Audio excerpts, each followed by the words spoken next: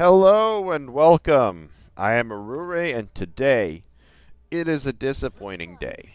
I say that because Supervive is shutting down its servers later today from the point I am recording this video.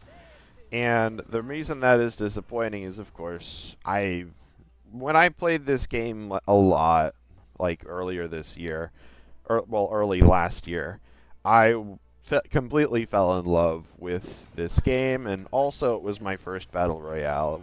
When I made my Asadajong video, that was like my second battle royale, and I fell in love with that too. And a lot of the fundamentals I had in Asadajong were kind of formed in Supervive, and also over time, when I was learning Supervive, I was having a lot of fun just learning it, and I ended up chronicling a lot of my experience just learning Supervive on the Supervive subreddit, and I'll link to those posts in the description.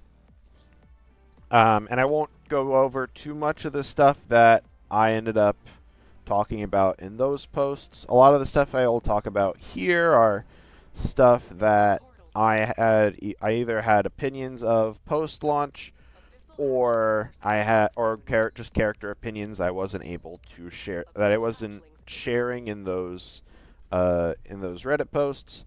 Or I'll also be talking a lot about what went wrong with Supervive. Why it's shutting down? Because like the difference between Asadajong and Supervive is that, in my opinion, Asadajong just didn't really have much of a pulse.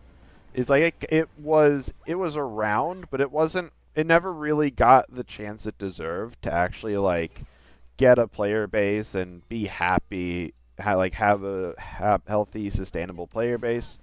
Whereas Supervive, it peaked at like something unbelievable. I remember I think it was like 40K or something like that when it first launched, and dropped down to like 4K in like the span of a month or two. And keep in mind, back when I was mostly playing, I was playing with it was like duos and squads, and it's like there were like maybe 3 to 4K players like when I was playing.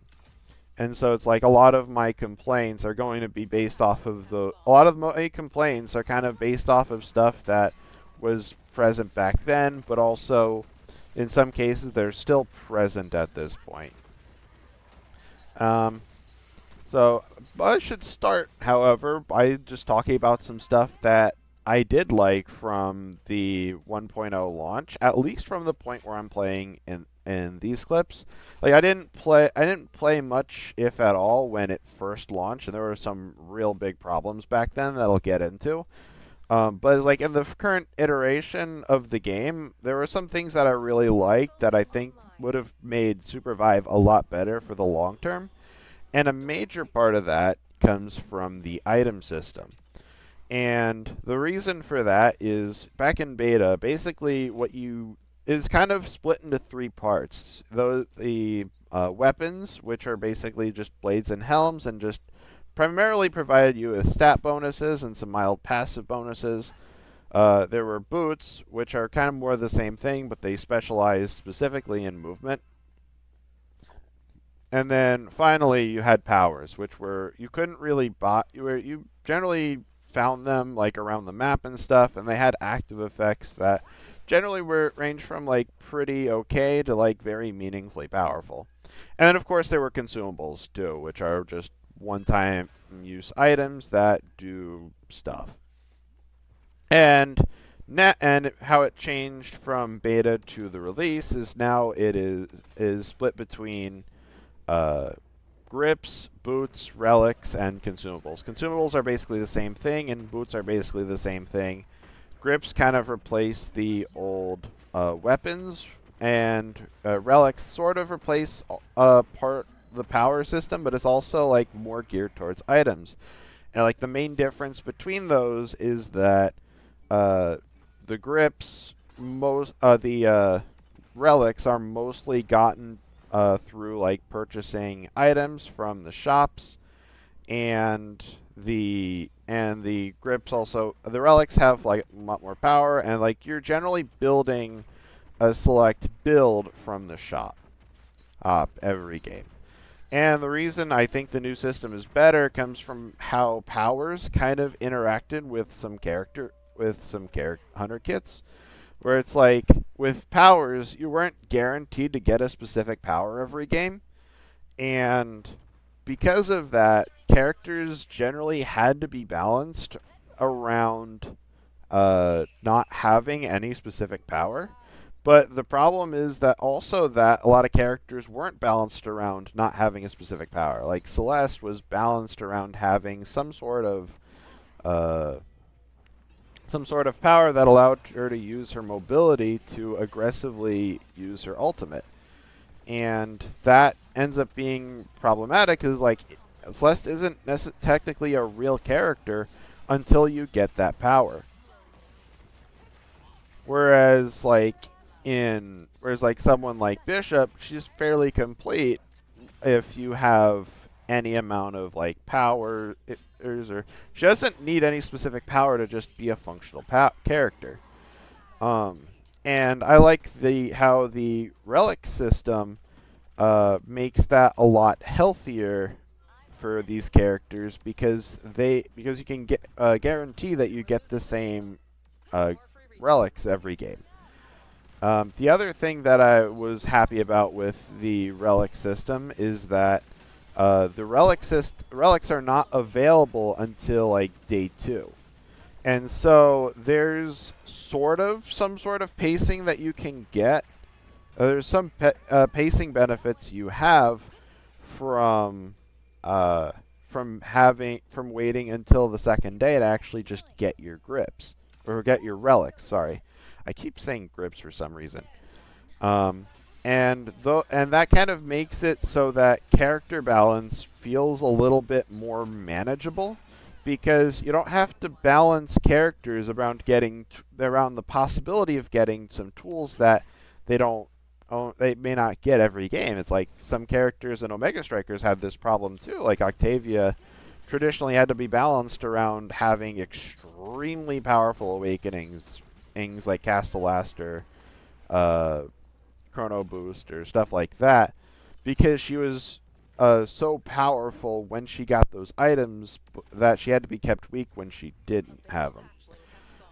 And then the other side of it is a lot of the power is also turned into consumables. Like you'll see me use the little chef in a few moments.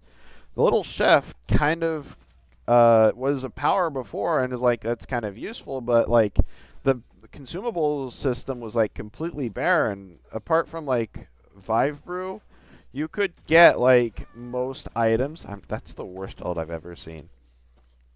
You can kind of get most consumables in your consumable menu without really needing to think about what you're getting.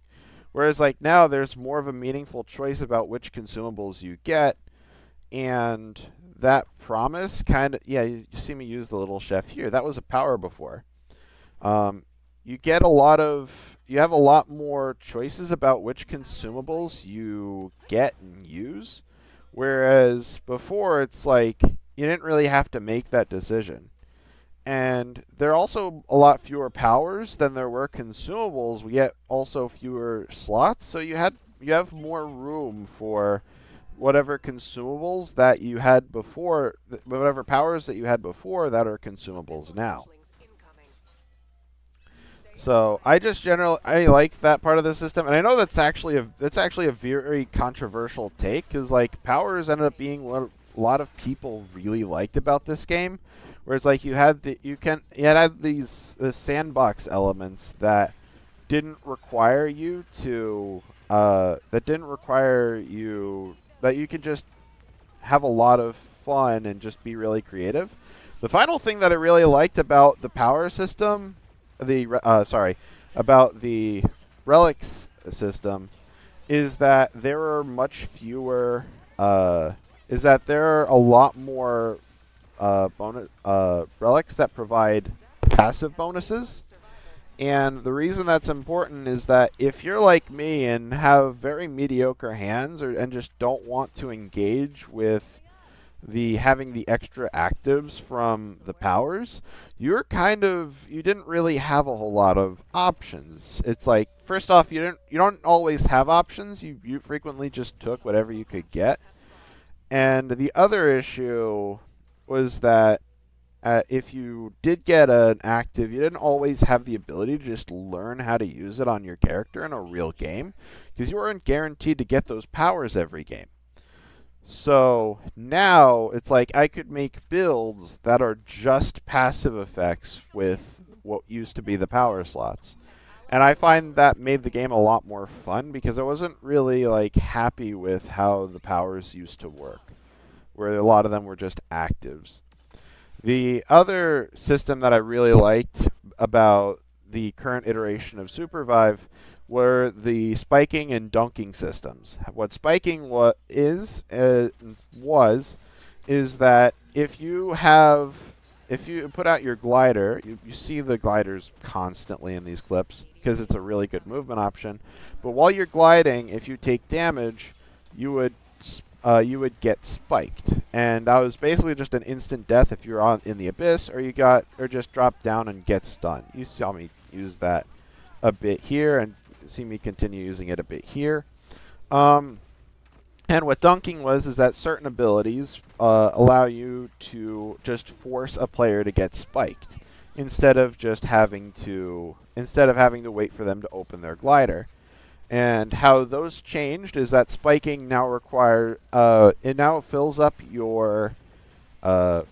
it depletes your fuel effectively, and what happens now is that taking damage while gliding won't mean that you instantly get spiked. Instead, you can there's some leeway for how you can get spiked. And the reason that's important is like there's more interplay between the two characters, and it's a bit more skill expressive in my opinion. Whereas like with the old spiking system, what frequently happened was one of three things. The first is that your opponent just didn't know any better and just got themselves spiked when they would just get themselves spiked because they didn't know any better. And that was basically just a knowledge check that didn't really reward skillful play in any way. It was just a knowledge check. The second thing that would happen is like your opponent would put out their glider at the exact wrong moment. And that wasn't really skill expressive, because like you can't control when your opponent glides most of the time. And because of that, it's not skill expressive. It's just your opponent just died and didn't really like do it. You didn't win, they lost, which I don't think is particularly all that interesting. And then the third case is like you use a left mouse button that just rapid fires, and from there you just win the game. You just win the interaction because they're forced to glide at some point, and at the point they glide, it's like it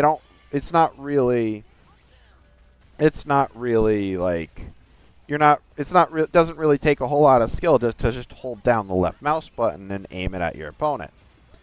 So it's like on that front, it's like it wasn't really deep before, and now it's a lot deeper. Dunking was kind of like, it was a one-shot mechanic that some characters just had access to, and they kind of made that much harder to achieve, which I think it's good riddance. That's not really a healthy mechanic. Let's talk about some characters now. For me, it seems most reasonable to talk about characters from the beginning, for the most part. And for me, that beginning was with Shrike. I played a little bit during the Steam Next Fest demo, and I ended up playing a Luna for that. And, I didn't really know much about the game at that point, so I didn't really attach to her. But Shrike was the first character I played on launch, and back then I didn't really care for her all that much. It's like her left mouse button had a really long range, but it also had a really long cast time, effectively. And because of that cast time, I didn't really resonate with Shrike at the time. But when Theorycraft slowly started to they made a few changes to her. I don't remember. I think it was when I think they added some screen shaker, like beefed up the sound effect or something when she uses her left mouse button, and that added a whole lot more to Shrike's gameplay that I think made her feel a lot better to play. And it didn't really like change too much of how she played. She was still this long range sniper, and I was for the record, I am a myth main in Supervive, and I'll be talking a lot about myth later on. But but it's like with Shrike, it's like I liked that there was a similar like long range sniper fantasy, just a long range character where it's like I could fight from long ranges and focus more on having good positioning and just fight from there. And like Myth, I think does a better job of supporting that type of playstyle, but like Shrike, like I didn't really engage with that initially because of how bad her left mouse button felt. And they changed that over time, and more importantly, I found like she's not Myth, of course. Like Myth. I'll talk a lot about Myth later on, and but like with Shrike, they added a lot of game feel stuff to make her feel so much better. I think also part of the reason I didn't really resonate with Shrike is that I was kind of looking for, or the characters I played during the Next Fest demo. I played like 2 characters there. I played 1 game of Luna and 1 game of Celeste. And I was like thinking, okay, maybe they'll like maintain the same. They'll save what I learned from the Next Fest demo and what I got during the Next Fest demo, because they kept the same progression system between the demo and the launch. And I was hoping that there would be a little bit of that after launch. And I didn't keep my Celeste, and so I kind of just panic picked Shrike because I didn't really resonate with Aluna at the time. I still don't resonate with Aluna now. And so it's like I just picked Shrike because I had nothing to do, and I was kind of like turned off from playing her again for a bit because that initial experience was just not great.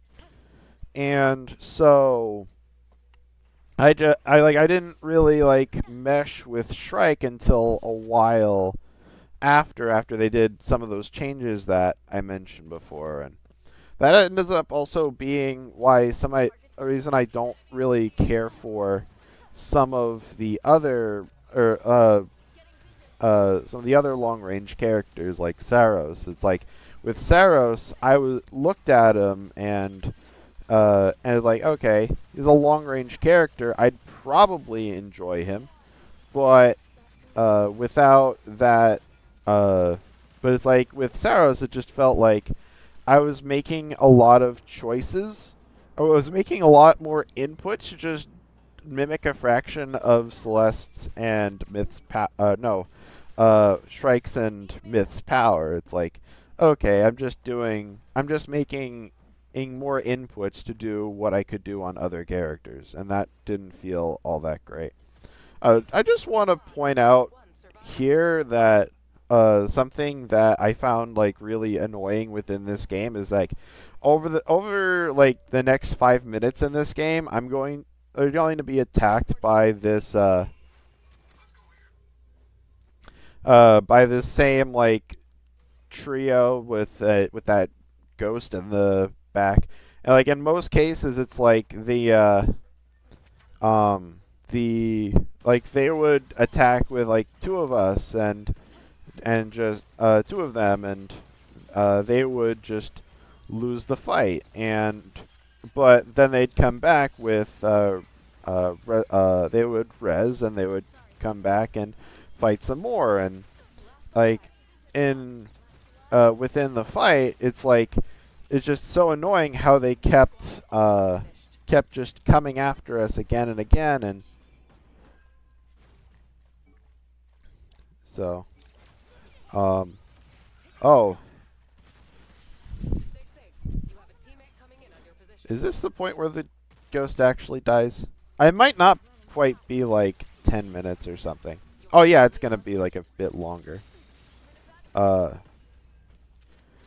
but anyway, it's like a teams respawn on and just keep fighting over and over. It's just really annoying how often like that ends up happening in this particular game.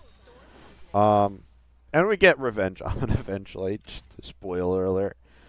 Um, the main reason that I didn't I didn't commit to playing Shrike as like a character within my character pool is probably has to do with like how simple she is and how little room for like expression she has, because like her left mouse button is her only real source of damage, and the main reason why you would play her is of course for that long range damage, but like the only real like skill test with her or largely comes from how you can how you can like aim and position, and where it is like, and that's only like aiming in one dimension. It's like you just have to aim in a circle around you and make sure you're hitting your shots right. Whereas like someone like Myth or even Saros sort of has this, where you're encouraged to you're instead encouraged to do more of you're encouraged to play more with like different combat ranges, because like you're kind of aiming both in the direction and in like the in the direction away from you. And because of that, that ends up making Myth a lot deeper, because you have a lot more choices with how you can interact with your opponents, and a lot more decisions you have to make in a timely manner. And I think this is where that team ends up actually like killing us, or that ends up stops chasing us. Or maybe not. And it's like with Shrike, it's like you have very little tools in which you can outplay your opponents. And the other, well, actually, that's the other issue. It's like Shrike doesn't really have a whole lot of options to outplay her opponents. It's like she has one dash, and she has one CC ability, and with her other ability, among her other abilities, she has a she has a like utility spell in her Q, which basically does nothing, and then her ult is just a damage spell. It's like I'm not really, like, if I'm losing a fight, I probably need like some sort of utility, need the ability to provide some sort of utility to just outplay my opponents. And like maybe what would have been more appropriate for Shrike is if she had some sort of like melee ability that just knocked back opponents briefly or something like that, where it's like, okay, her current shot is done with by holding the left mouse button, and the and this bump is just done by just pressing it. And I think that would have been a lot more, made her a lot deeper, given her a lot more choices with how she plays than she has like right now. And because of that, she ends up having, because she doesn't have something like that, she has this problem where she's really good at low levels and really bad at high levels. Because it's like one of the things that Supervive emphasizes is that mobility is really important. Like, so important that if there's a certain amount of mobility that you need in order to just succeed as a character. And Shrike generally doesn't have that. Like, in Shrike's case, she's more encouraged to just not move, but because she doesn't have the mobility of some of the other characters, and this mobility is just way too important to not have like certain mobility tools. And but also Shrike's gameplay is extremely simple. It's like you hit 2 shots and you just win the fight. And that isn't all that interesting. It's not really engaging for both players. Like I mentioned with spiking, that competitive games benefit from having multiple deep interactions between players, whereas like with Shrike, she frequently has the problem where it's like she only needs 2 shots to kill, and because she only needs 2 shots to kill, there isn't really room for any back and forth. So I think it also would have been a lot healthier if the mark on her passive didn't last so long. Because like what her passive does is it basically just places a mark on opponents, and if you hit people with your left mouse button or her R, then you would consume the mark to deal bonus damage.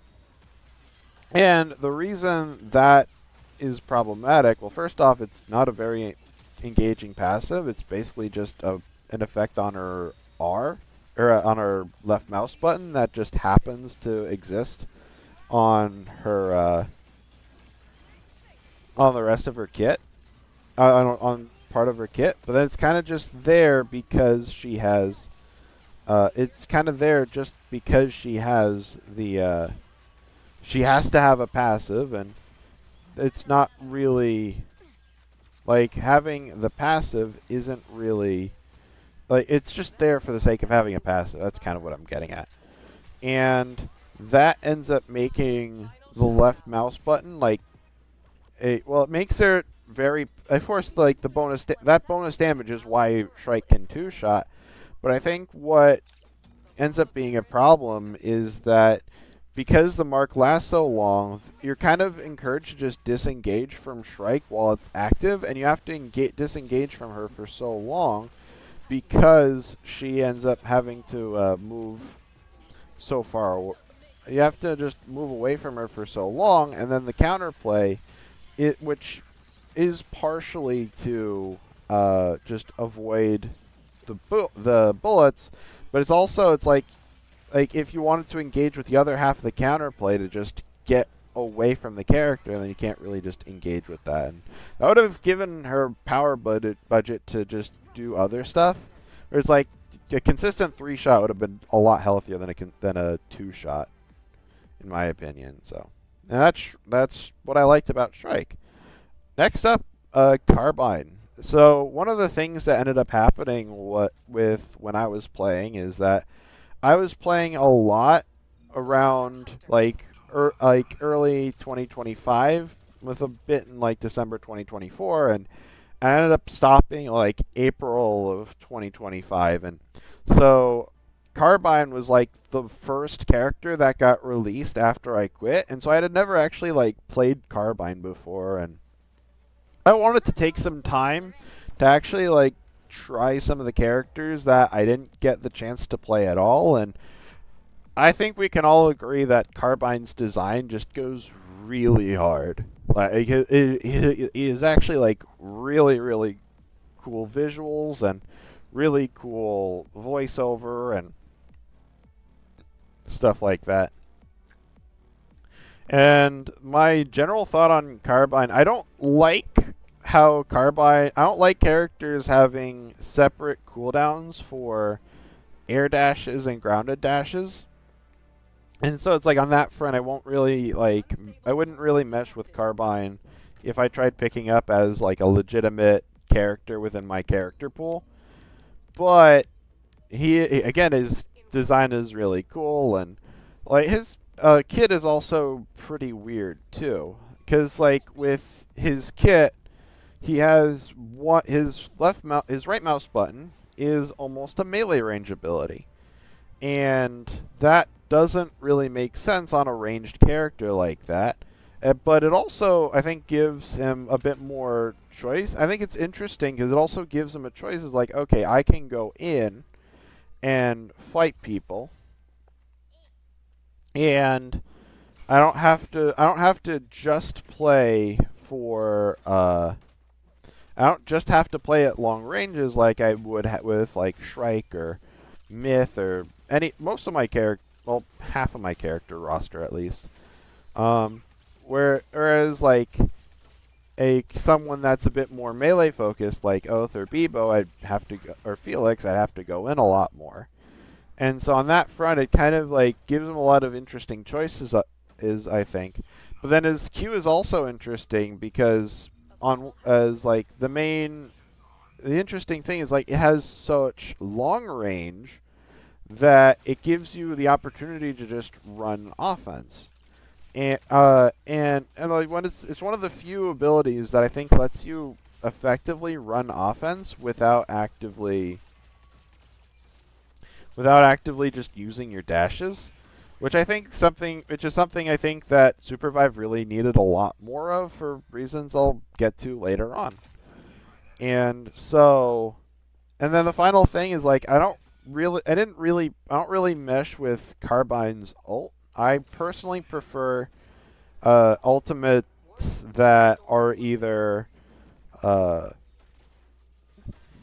either something you use at the start to engage in the fight, or you use it like at the end of or you use in the middle of the fight, where it's like either like you have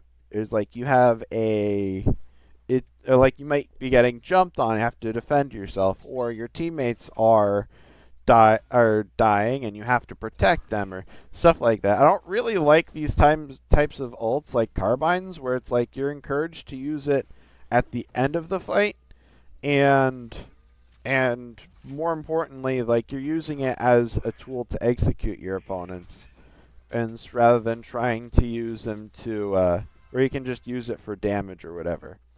And so it's like I don't really mesh with that part of Carbine's kit, but his left mouse button is fun enough. Interesting, like the strange thing about his left mouse button is I originally went into like training mode to just take a look at his kit, and like, well, I'm not really feeling this. But I think like the reload part of it was kind of what was like hurting me a bit. And like when you actually get into a game, it's like you have a lot of instances where you're not specifically looking to just use every shot in your gun. And so like that kind of got like pretty fine. In any case, it's like it feels like there's not a whole lot of room for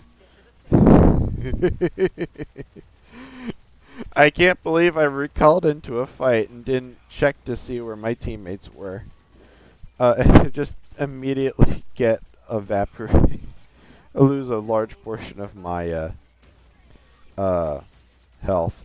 I think I also panicked here and thought that we were fighting when it was daytime out, and that we would have had the security just completely destroy us too. And so I should have. That's on me. I should have checked where I was recalling to when I first did it. So that's also a thing that I really like about like the current version of the game at this point. It's like one of the problems that Supervive had in the beta was like the time to kill was like way too high, and then like shortly after the patch, like because like a big part of that was back when I played the most, like the default mode was squads, and what ended up happening was that Theorycraft decided that trios would be a lot better because they could merge the duos and the squads queues together, and instead of having like two queues where you had instead of having two separate queues where you kind of had ranked and casuals playing together, you had everyone in the same queue, and you could make casuals and ranked into completely different modes. And that, I think, was a good idea because the like specifically splitting the queues is something you normally don't want to do because it means that your queue times are lower. But at the same time, there was a market there was a community for duos, there was a community for squads, and trios seemed to be like a way that they could bridge the gap between those two player bases. And initially, I didn't think they did it all that well. I think the time to kill was like still like way too high.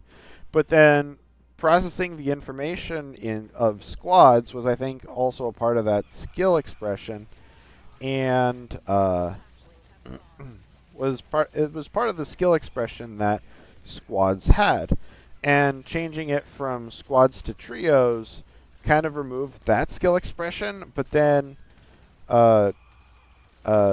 duos had a lot of skill expression between like the duo interactions that you had, and also offered a lot more comeback potential in a fight, because you just straight up had fewer opponents that you had to try and make a comeback against. Excuse me.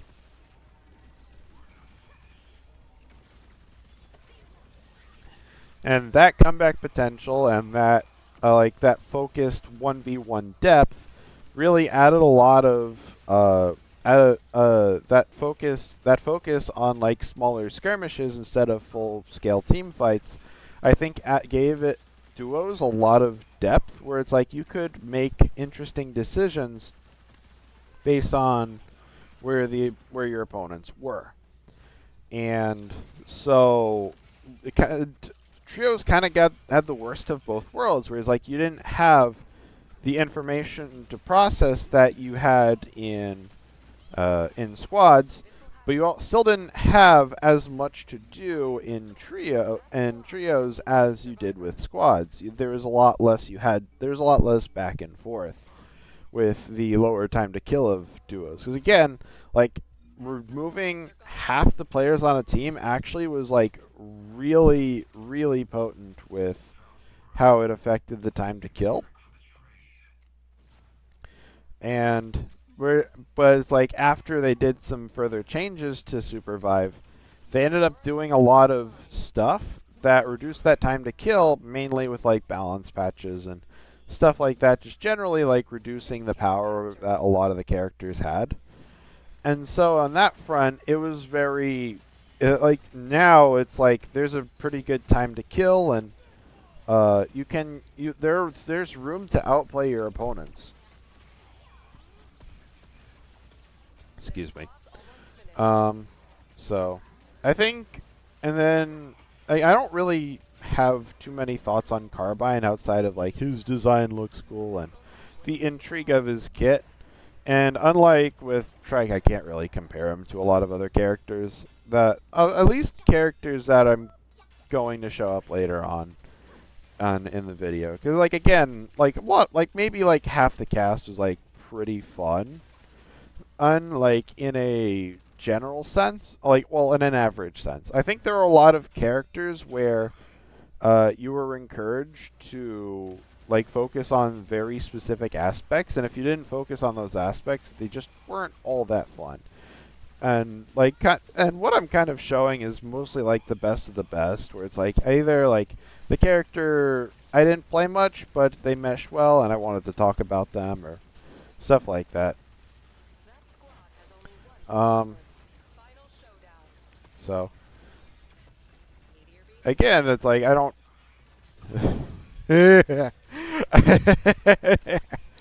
I'm an idiot for stashing that Celeste ult. I play Celeste, so I should know better, right? Oh, and I get walled into the teleporter. So, and we win while I'm off stage. So, anyway, that's my. Oh, I forgot. When I first looked at Carbine, I thought his name was a combination of like the name Carmine and the material carbide, and like that ended up being carbide. Carbine is actually the name of a weapon, and that's what he's named after. So, next we have Felix. Felix is. Of course, is one of the like shorter range characters in Supervive. Of course, if you've played Supervive, you'd know that. And Felix is kind of like one of the more, I wouldn't say like more mobile, but it's like among a lot of like the roster, a lot of like the melee roster, a lot of them were kind of split between like like melee range squishy damage dealers like, well, squishy-ish damage dealers like Wukong, who you see here, as well as like Brawl and Jin, and those types of characters I don't really mesh with. But it's like if I can build like tanky and still contribute to my team, whether it's like a bruiserish character that is still designed to deal some damage, or like a full tank character that's designed to more like support the team, is like those types of characters I really enjoy. And so I kind of kept Felix as sort of a fun character I would play every once in a while. And on that front, it's like, yeah, Felix is pretty fun. So I'm noticing here that my team didn't get the hype squad. And that's something I noticed like after launch is like I don't think I've ever seen the hype squad come up when my team has like the objectively highest kill count. It's like I'll see it in other games where there are other players playing, and like those other teams get labeled the hype squad, but it's like my team would never get labeled the hype squad. And if you don't know what the hype squad is, basically at the start of the game it declares one team as the hype squad based on who got the most kills or the most knocks in the previous game, and basically what would happen, and basically it's just a cool thing that you can like be proud of in a game. Or it's like you might be a little afraid of that team, more likely if you go into a game. But you're gonna have to, if you're not the hype squad, then you're gonna have to probably gonna have to face them at some point. So it evens out, and it feels good when you beat the hype squad. Although like usually you don't remember who the hype squad is. Also, now's a good time to mention this. Like I played, I recorded these games in like the middle of January, and what I kind of noticed is that I'm playing all of these in all but one of these in casual Breach, which is the battle royale mode, and in Supervive, I'm not sure. I couldn't really I can't really guarantee that I'm playing against like real people the way I might in say like some of the 1v1 games that I play on this channel, like Flash Party or Brawlhalla or Shadowverse or Eternal, back when I played those games a lot more. And so what ended up happening with Asadajong is that I knew that the player base was so small that I just couldn't get into games. And even when Asadajong had players, it was really hard to find actual players to play the game with, but it did at least have a guarantee that you had at least a few players in the game, and most of the time the players that were there would be in the final circle. Whereas in Supervive, that happens a lot less often, and that happens a lot less often than in Asadajong, but also it's like there's also no guarantee that any of these players, except for my teammates, are actually like real players. It's like there's a very real possibility that I'm playing against bots. So just keep that in mind. I can't guarantee that none of these players are bots. So anyway, Felix. The one thing that's kind of like fun about Felix is he's kind of just stupid fun. It's kind of like Shrike, where he's kind of stupid fun, where it's like, there's not a whole lot of room to outplay, but when you actually succeed, it's very easy to succeed, and you don't have to do a whole lot to actually like succeed with the character. I think that's also ends up being a problem, where it's like he's so easy to a certain extent, where he ends up being a very good character against new players, although not nearly as good as some other characters. Like again, Shrike. Shrike was crazy against new players, and The funny thing about the part I find really funny about Felix is that when is that oftentimes Felix would get. I don't think Felix has ever really gotten like buffs that weren't like systemic buffs, but at the same time, it feels like every so often, they would improve the system mechanics.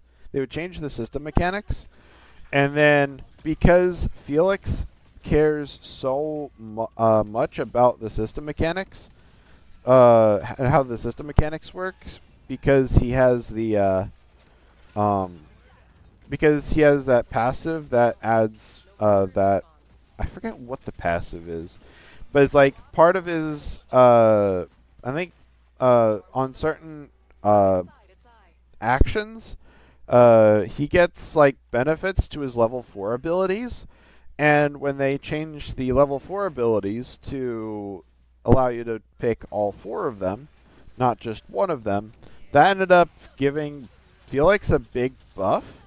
And that also, it's like that's something that Theorycraft ended up like foreseeing. Like, okay, a Felix has these bonuses on level 4 abilities that will improve Felix a lot more than other characters.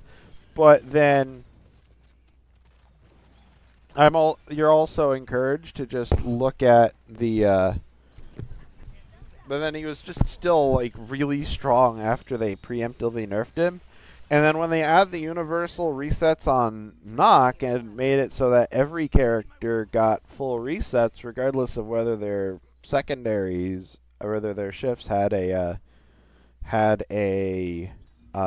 stack system or not, any character that had a stack system got like really crazy improvements. And Felix was one of those characters that just got really crazy. And so they had to nerf that too, although again that was sort of more of a systemic nerf rather than a targeted Felix nerf. And so on that front, the is like Felix frequently got buffs that affected him for systemic reasons, but then his individual character had to be nerfed because he had because he personally had so little to actually like do. Um, so with Felix, I think that they're like something that would have really helped in this game if well, not this game specifically, but in like Supervive as a whole. I think he would have been first off, he would have been a lot better if they never changed his right mouse button. For those of you who don't know, when Supervive launched into open beta, his his right mouse button had a small knockback on it that could like interrupt dashes and whatnot. And for Felix players, this provided a lot of like meaningful skill expressions. Like, okay, if I time this against my opponent's dash, I can interrupt it and I can keep like sticking to my target. And they originally removed it because they had because it was like creating problems with the server. But then later on, in that same patch, they added a knockback to Browl's left mouse button, which was also creating those problems. And it made a lot of sense with Brawl because he had a lot of he could use his left mouse button like a lot because it wasn't just his left mouse button. It was his uncharged left mouse button, which you could spam a lot. And on that front, it's like you were consistently able. It's like you could do it so often that you could just like lock people out and stuff. And they brought that back for some reason, but they didn't bring back Felix's right mouse button knockback. So that didn't really make sense. The other thing that I think would benefit Felix a lot would have been if they changed his shift to be more of like a stack system, the way Myth's old shift used to be, where it's like it started like you had the cooldown of both, and it completely reset when you got it completely reset when the cooldown ran out, and it would start again if you cast another one. And I think that would have been a much better system for Felix, because like one of his problems was like you constantly had to like engage with his ult, and then once you engage with his ult, you couldn't get back out because his shift had like collision detection and stuff. And on that front, like that, and but like changing his shift to like have a combined cooldown instead of like individual stack cooldowns would have made him a lot better, because like you could uh, you would be encouraged to just use the double dashes to engage instead of having to ult to engage, and then you could use your ult to just chase people after you ulted, after you did the dash engage, and instead of just being stuck in the middle of the enemy team and not being able to do anything. So, yeah, that's Felix. I rolled into my Krista's block. Krista is kind of like another character that I found to be like dumb fun, but it's like for a very different reason from like Shrike and Felix and whatnot. Whereas like with Shrike was very easy to play, but that ease of play ended up hurting Shrike for me in the long run, because there wasn't really a whole lot to do where I could feel like I'm getting better at the character, and there wasn't a whole lot for me to feel like I was just doing anything meaningful. Whereas with Felix, and Felix kind of had this problem too, where it's like you didn't have to do much before you won, and the issue there was like if you tried to do anything skillful, it's like you weren't really rewarded for it in any meaningful way. Whereas like Krista was, the reason Krista was different is like it felt like whenever I would play her, I felt like I would either like be doing either really well or really poorly based on factors. Like I would kind of just mash my face on the keyboard and I would like just it would work. Whereas like if you had whereas like with the other two, it's like I could turn my brain off for a little bit, but it also engaged my brain in ways that I liked. Whereas with Krista, as you'll see a lot, where it's like I'm kind of not really like doing anything crazy and stuff. It's like I'm just I'm mashing my face on the keyboard, sort of, to actually just do stuff. At least that's the way it kind of feels to me. It's like the one thing that I really don't care for about Krista is also like her left mouse button. Like most of her abilities just feel good, but then the left mouse button is just really slow and awkward. And the other thing that I kind of like that made it hard for me to like really pick up Krista is the fact that is like how her passive kind of worked, where it's like I feel like what like Krista's whole gameplay is supposed to be like this sort of spell weaver character, where it's like she's alternating left mouse buttons and like her spells together in order to just deal optimal damage. Whereas like what I end up trying to do is I keep trying to use my spells a lot more than I should, because it just feels good to use the spells. And the spells generally feel good. I think Krista's spells feel good. But I don't like how much her gameplay is centered around her passive and her dash too, where it's like her gameplay was supposed to be kind of built around like the spell weaving fantasy, and she doesn't really get the ability to play off of that spell weaving fantasy because so much of her power budget is kind of locked into her dash. It has 2 charges, and her passive kind of like refreshes part of that dash too.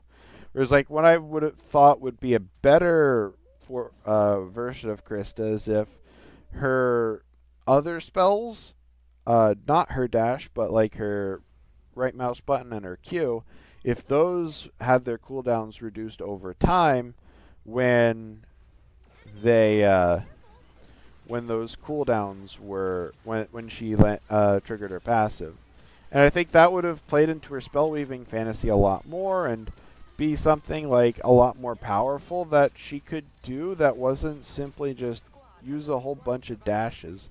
Not to mention that her playstyle kind of like encroaches on Shiv's playstyle a bit, where it's like Shiv is a lot more extreme. Of course, Shiv is a lot more extreme in how she engages with her playstyle.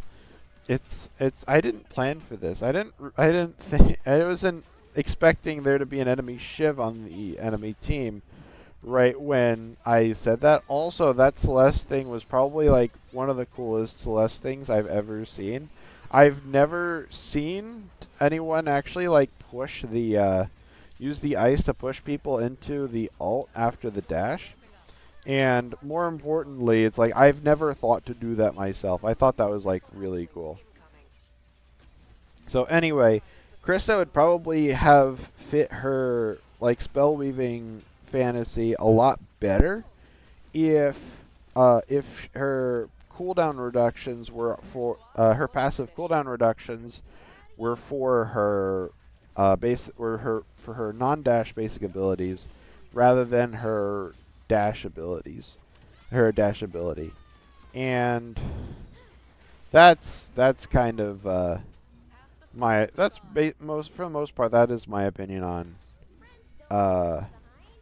Krista. So I might as well also talk about Shiv since I mentioned her earlier.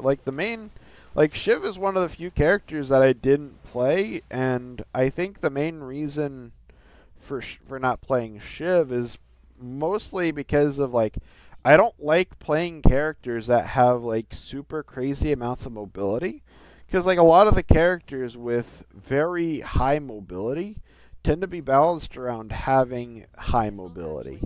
And a lot of those characters tend to be balanced around playing at like short to mid ranges.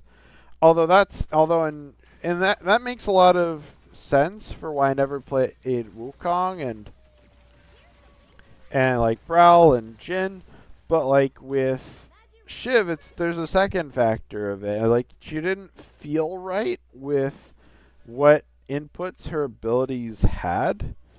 And what I mean by that is like with Shiv, she has a utility spell on her right mouse button and a dash on her Q, and those movement abilities are theoretically really powerful, and it's like but it's like they don't make sense for her Q and to be on her Q and her RMB. It's like a lot of the utility spells, especially those that like have cast times you can't move during. A lot of those tend to be on Qs. It's like that because like they aren't. It's like Q is probably one of the worst inputs to actually try and use in combat among abilities, because with like normal WASD controls, you have to move either your ring finger or your middle finger over to that key. And the reason that's a big deal is like you have to stop moving sometimes, unless you're moving like to the right, because like you don't have to move your index finger. And with right mouse buttons, that's where you're most combat relevant and your most highly technical ability should be, because that is how that ends up being most. Oh, I actually died there. Yeah, that makes a lot of sense. That ends up being an issue because the like Shiv is a really technical character as is, and because Shiv is such a technical character, it makes it hard to she's going to be hard to play no matter what, but it's like the fact that it feels like her abilities are in the wrong spot makes it even worse. How clutch of our bishop to actually just revive us and just immediately die. I don't. She does a good job, but I thought that was sort of funny, but also a little bit impressive that she was able to do that. And of course, I revive her here, so she deserves it after a outplay like that. So anyway, that's why I didn't play Shiv at all. It's like her inputs just didn't feel right for a character that I may not enjoy just because of how much movement she had. And so, and of course, Krista is kind of like a Shiv light at this point, although I don't think that's I think that's to the game's detriment rather than to the game's benefit, because like Krista is supposed to have a much more distinct play style, yet she doesn't really get to use she doesn't get to use that play style particularly often. So, also like her I also find that her ultimate is kind of weird. Like it's kind of difficult to aim and sort of, because it's like it starts from the location of both of her engines, which are generally in a fixed spot behind her, and they kind of like cross over, so there's a spot in between where you have there's like a sweet spot where you can kind of like hit both hits of it, and that can be like very hard to hit a lot of the time. But also, it's like it's kind of weird because her ult also kind of triggers her passive. It's like, okay, part of her passive is the cooldown reduction, but also part of it's just bonus damage. And I'm thinking like, okay, why doesn't her ult just do that by itself? Why does it need to trigger her passive? And that's kind of like a problem I had with a few characters. Was like they'd have these interactions that make a lot of sense, that don't make a whole lot of like mechanical sense for why they have to interact that way, but then they just interact that way, and it makes it harder to learn the character, because even though it's like you're going someplace, you're doing something, and as like it kind of reinforces those common lessons, but also like why? It's like it does make it harder to learn it in the long run, because it's like you have to learn so much more. And that kind of ends up being a big deal, because like Supervive is a pretty hard game to learn. You have a lot of stuff that you need to learn, and because you have a lot of stuff that you need to learn, you end up needing to you end up having to read a lot more information to just understand what Krista's kit does. So I don't really have much to say about Krista at this point. Like for real this time. I ended up getting like, oh my goodness. I got spooked by the monster camp there while I was reviving my teammate. I probably would have been okay if I actually just stuck by the behind the pillar and just not worried about getting hit by the camp. So thankfully we win this. We got completely carried by the bishop here. I wouldn't say like completely carried, but it's like it's clear that me and the ghost were definitely contributing, and that it wasn't too big of a skill gap between us, and that she had to carry too hard. Like her back isn't probably like hurting too much. All right, now we have Eva.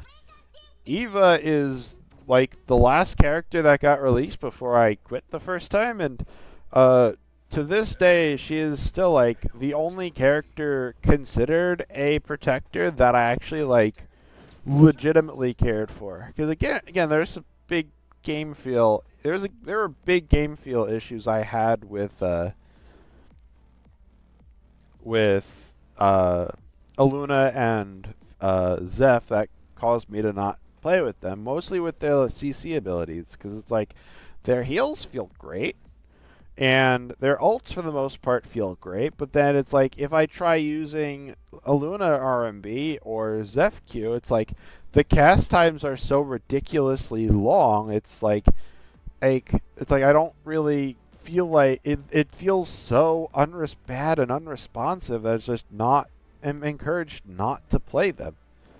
And so I never, apart from like the one game on Aluna I did during Next Fest where I didn't really know any better, I just decided like I'm not going to engage with these characters because like the core game feel is just so awful. Excuse me while I take a sip of my water.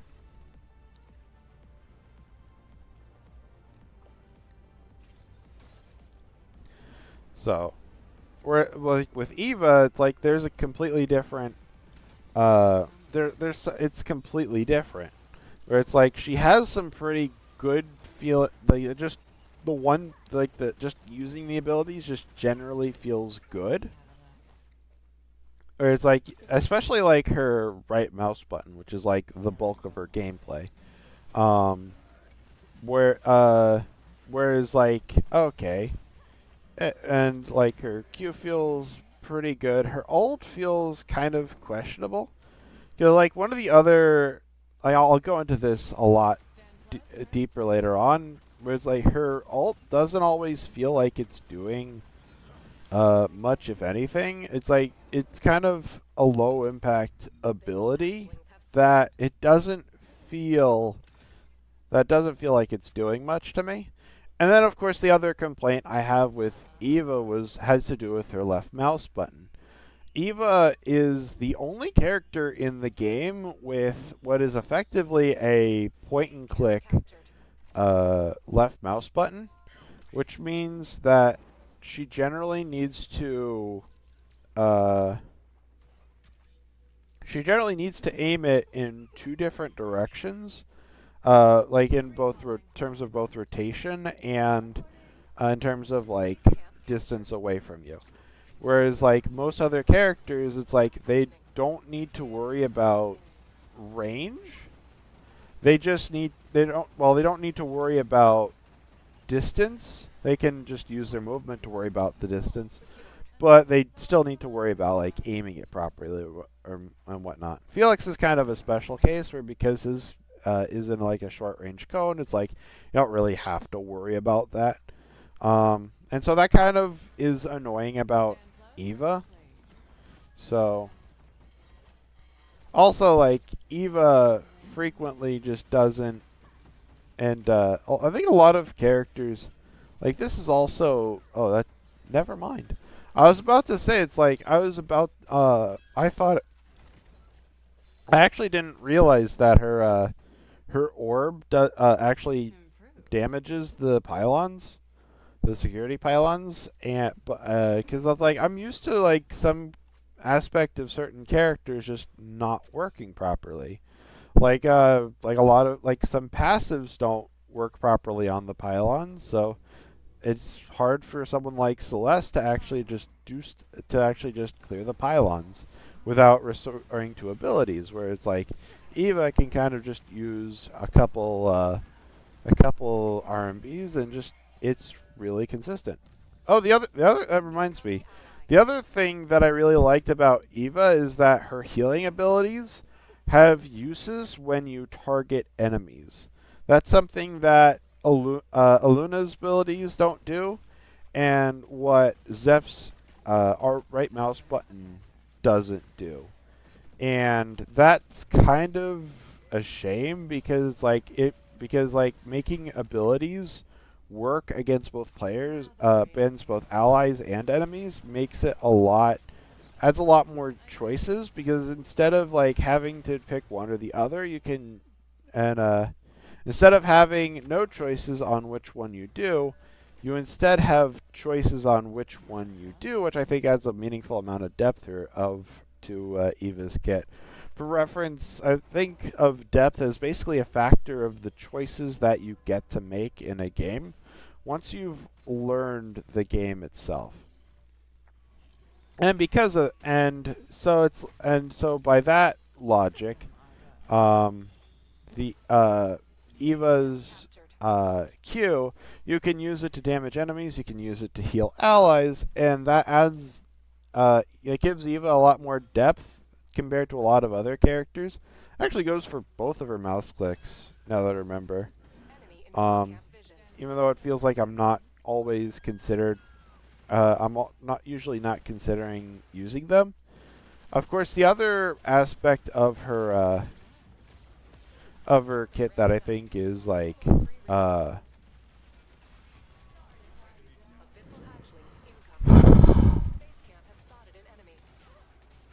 the other aspect of her kit that I think is like pretty interesting, that adds a fair bit of depth. Where am I going with this? I lost my train of thought with like that just from missing that one ability, that one ult. So it's like that I'm kind of like disappointed in that to a certain extent. That was a crazy wombo combo. Oh, that the Void and I got there. The enemy team just melted. Oh yeah, here's what I remember. The other cool thing about supports in Supervive is that the supports that are there aren't encouraged to just sit back and support their team. They're encouraged to go out and like damage enemies and like fight with their team instead of on like the back line, instead of trying to maybe like stay back even further to make sure that and just make sure that their carries stay alive, rather than trying to just keep your teammates alive through heals and stuff by themselves. And it's very different from Aluna, who has a lot more of an incentive to stay on the back line, although she also has incentives to stay like in the on like more of a mid line because of how her passive works, where she generally wants to be dashing away from a fight to resurrect her allies, but while in the fight, she's more concerned with using her ult for that purpose. So you can kind of also tell that Eva has just has a really cool visual design, just based on how much like fan art she had when she initially launched. It's like she got like crazy popular within the community when she originally launched into the game. So and like, okay, you can very obviously see why that happened. She's a very attractive character, if I can say so. But it's like also like I think all of Eva's, I think all of like the post beta launch all the characters that launched between beta and the 1.0 were like really good on a visual level. Like Bebo is amazing. I'll talk more about him later. Eva was amazing. Krista was pretty good, and Saros was also like pretty amazing. And it's like, oh, and it's like I have to admit, like Supervive has a lot of really good design. Like, okay, I'd say like a lot, like has like 21 really really well designed characters, and then maybe a few that were like not so well designed, which I'll talk a bit about later. Um, and also, like, I might as well also talk about Mercury here.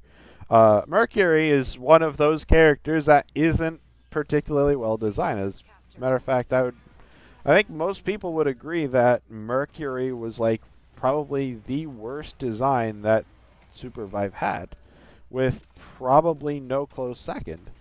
And I think and a large part of it is like her visual identity was kind of a mess. It was like, okay, she is kind of dressed like a witch, but she's also supposed to be an alchemist. And it's like that kind of aspect about her design kind of like creates a lot of confusion, because it's like those are two very different aesthetics, and it doesn't, at least from what I saw and from what little I played with her. Like Mercury was like probably the only character I actually like tried playing and got recordings for, but actually I didn't keep my recordings for this video. The main thing that Mercury does wrong is like it's just so there's just way too much like it's trying too hard to be sexy. It's like there's a time and place to be sexy, have like a very sexualized design. Well, I don't want to say sexualized design because I have a very specific definition for that. But it's like there's a time and place to have a very sexy design. It's like Eva's a succubus. That makes a lot of sense.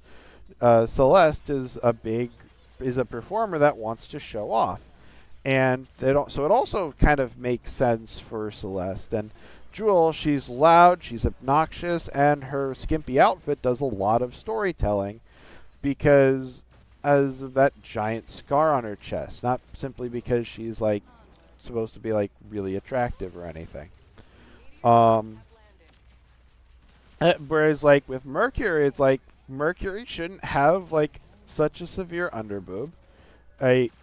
Nick shouldn't have a boob window, and the Tetra shouldn't be wearing a combat bikini. So yeah, that's kind of my thoughts on Eva. It's like Eva, like if I had to pick one of the three protectors to be my go-to protector, Eva would probably have been that character because she's the only one that felt good to me. So, this one. This game I actually learned how to mute players in character select because the Cyrus for some reason was he had his microphone on and was just playing all sorts of like political stuff in the background, and I just had to mute him. So if you're the Saros here, I'm sorry, but you can't I can't have you just keep being political stuff on in the background. Anyway, Hudson.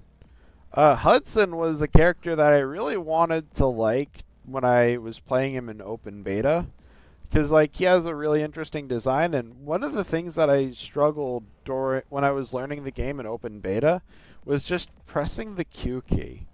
For the reasons that I kind of mentioned earlier, where it's like, okay, I'm looking to have a character where I want to win through like positional advantages, and I don't want to have to rely on like big technical outplays and stuff.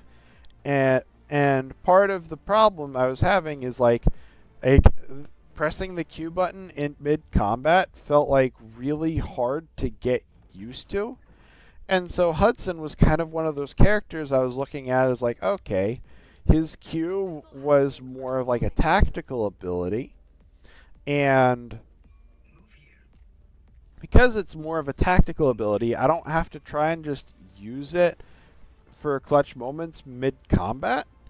And so I kind of like wanted to learn and enjoy Hudson back then because of that aspect. And unfortunately, he was like very much not for me at the time, specifically because of his right mouse button, where it's like Supervive one of few of Supervive's other skills that it tested was the ability to aim. Where it's like, okay, Supervive is partially a top-down shooter, and okay, you have to aim your gun, and aiming ends up being a big reason for how you can like win at combat and stuff like that. And the right mouse button kind of like removed the ability to do that. And so my solution to making Hudson enjoyable was actually to just not use the right mouse button. And it ended up being like so something that I was just that I actually learned Hudson here by not leveling up the right mouse button until I had to. And so that ended up making him like quite enjoyable for me because again, like Hudson doesn't have a whole lot of skill expression. He's another one of those characters like Shrike that really suffered from being extremely simple to play, but also because it's like he didn't have a whole lot of inputs. It's like one of his abilities is an install. One of his abilities is a tactical ability with a very long windup and actually a very long cooldown. And so that kind of like made it very hard to actually just learn the character, or made it very hard. It makes it very hard to just outplay opponents.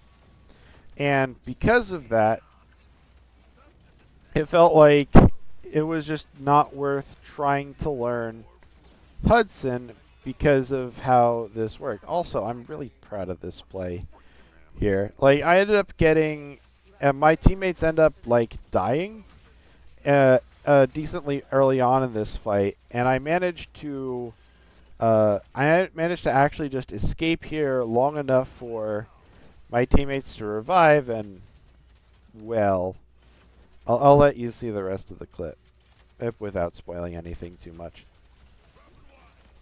So, yeah. Anyway, the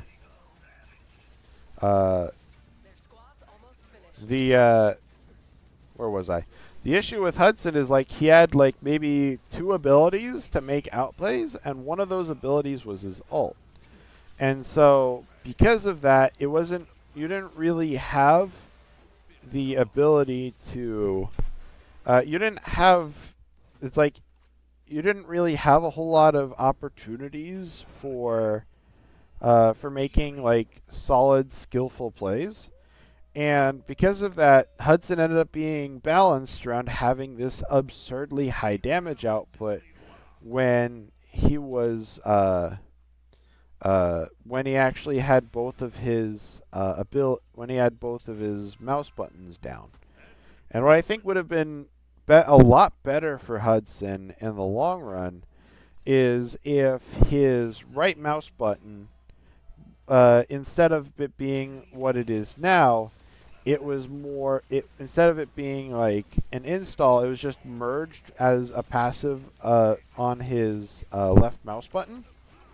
And then it was like a byproduct of his default mouse button behavior.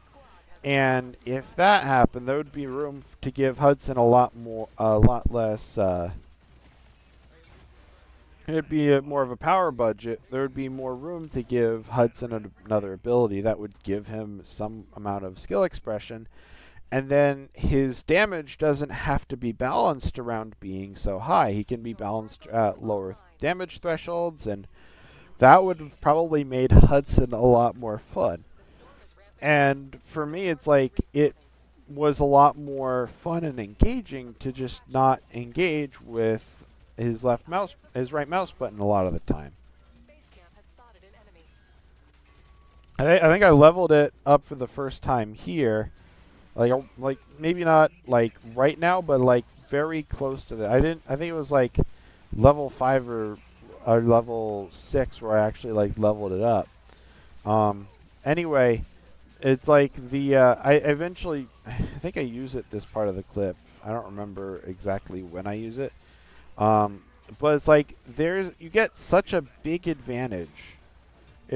from having like an extra ability that it doesn't make sense to just lock Hudson out of having that choice when it's just such a low gameplay ability. And so it's like, yeah, I think that would have been a lot better for Hudson overall. And then Hudson, I think, also needed to just be made. That's a funny fail.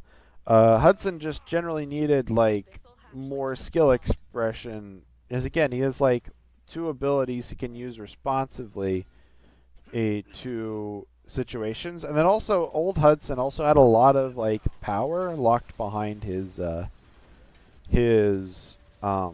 passive too, which back then provided like healing in addition to its current armor generation stuff. And so it's like Hudson needs to have needed to be at a balance at a higher power level in order to make his gameplay just even remotely fair. To like at higher levels, and right now it's just not fair at lower levels. Well, it's not allowed to be fair at higher levels because it's so poorly tuned at lower levels. So half squads are gone. Yeah, I keep like dragging on some of these conversations because like I have all this footage that I wanted to share, and I'm sorry, but it's like we're like halfway through right now, and I'm just trying to find stuff to talk about. I might as well continue my talk about Mercury and why I didn't play her. Why I didn't keep my recording for her. And like the main reason for that ends up being like, okay, I didn't win with Mercury. It's like I wanted to get like all gameplay clips where I won, and this kind of leans into the idea of like I don't know how many of these players are bots and whatnot. And then also it's like I peaked in like Diamond 3 back in duos. And because of that, it's like I'm pretty solid player, and I'm wondering if I'm also if most of the casual audience at this point was playing like unranked, while like the ranked was being picked up by the more competitive players. So that's part of the reason. But it's like the other part is like Mercury's gameplay was just not very fun, in my opinion. And with Mercury, and the reason for that is like there's not a whole lot you can. First off, there's a bit you can do, but it's like a lot of her left mouse buttons and stuff. A lot of her buttons just didn't feel great because it's like her right mouse button was like a mortar, and her Q was an area targeted spell, and like her left mouse button was in particular was just really kind of a mess. Where it's like you're charging, but then you have to fire multiple shots, where it's like I prefer it when my abilities are just, or it's like I can charge it and I just let go, and I can charge it again and then let go, and that's kind of like why you're not seeing any Mercury footage, even though I did have some amount of Mercury footage. Also, I don't understand why Mercury was made a controller. She has a lot more protectory elements, and some of the positive stuff I was talking about with Eva, where it's like her supportive tools were designed to support, yes, but then there's also an element of like combat to them, where it's like they can deal damage, and I think Mercury's case, I think she also like slows them or something, or I don't remember. But it's like the other part that's kind of like confusing about controllers is that the controller archetype doesn't, like, these types of controller archetypes don't feel like they're functional in Supervive, where it's like a lot of the controllers, it's like you're controlling an area, sure, but then you have to ask, why are you controlling an area? And in general, it's like the main reason you would do that is like you have some sort of set play you can run. Like like with like Dragon and Baron and towers in League of Legends, or like just the entirety of Omega Strikers, where it's like you're looking for or to just score a goal, but it's like there's nothing like that in Supervive that matters, because it's like the state of vaults was just they were balanced so poorly that they're not worth doing and actively detrimental. And the point of uh, and then like you have neutral objectives that are just you just have to focus on the neutral objective, and you don't really have the ability to just turn around and look at your opponent. So like the whole controller archetype just seems kind of like pointless, which seems strange because like almost half my character pool was just controllers. So in terms of characters, we finally get to Ghost here.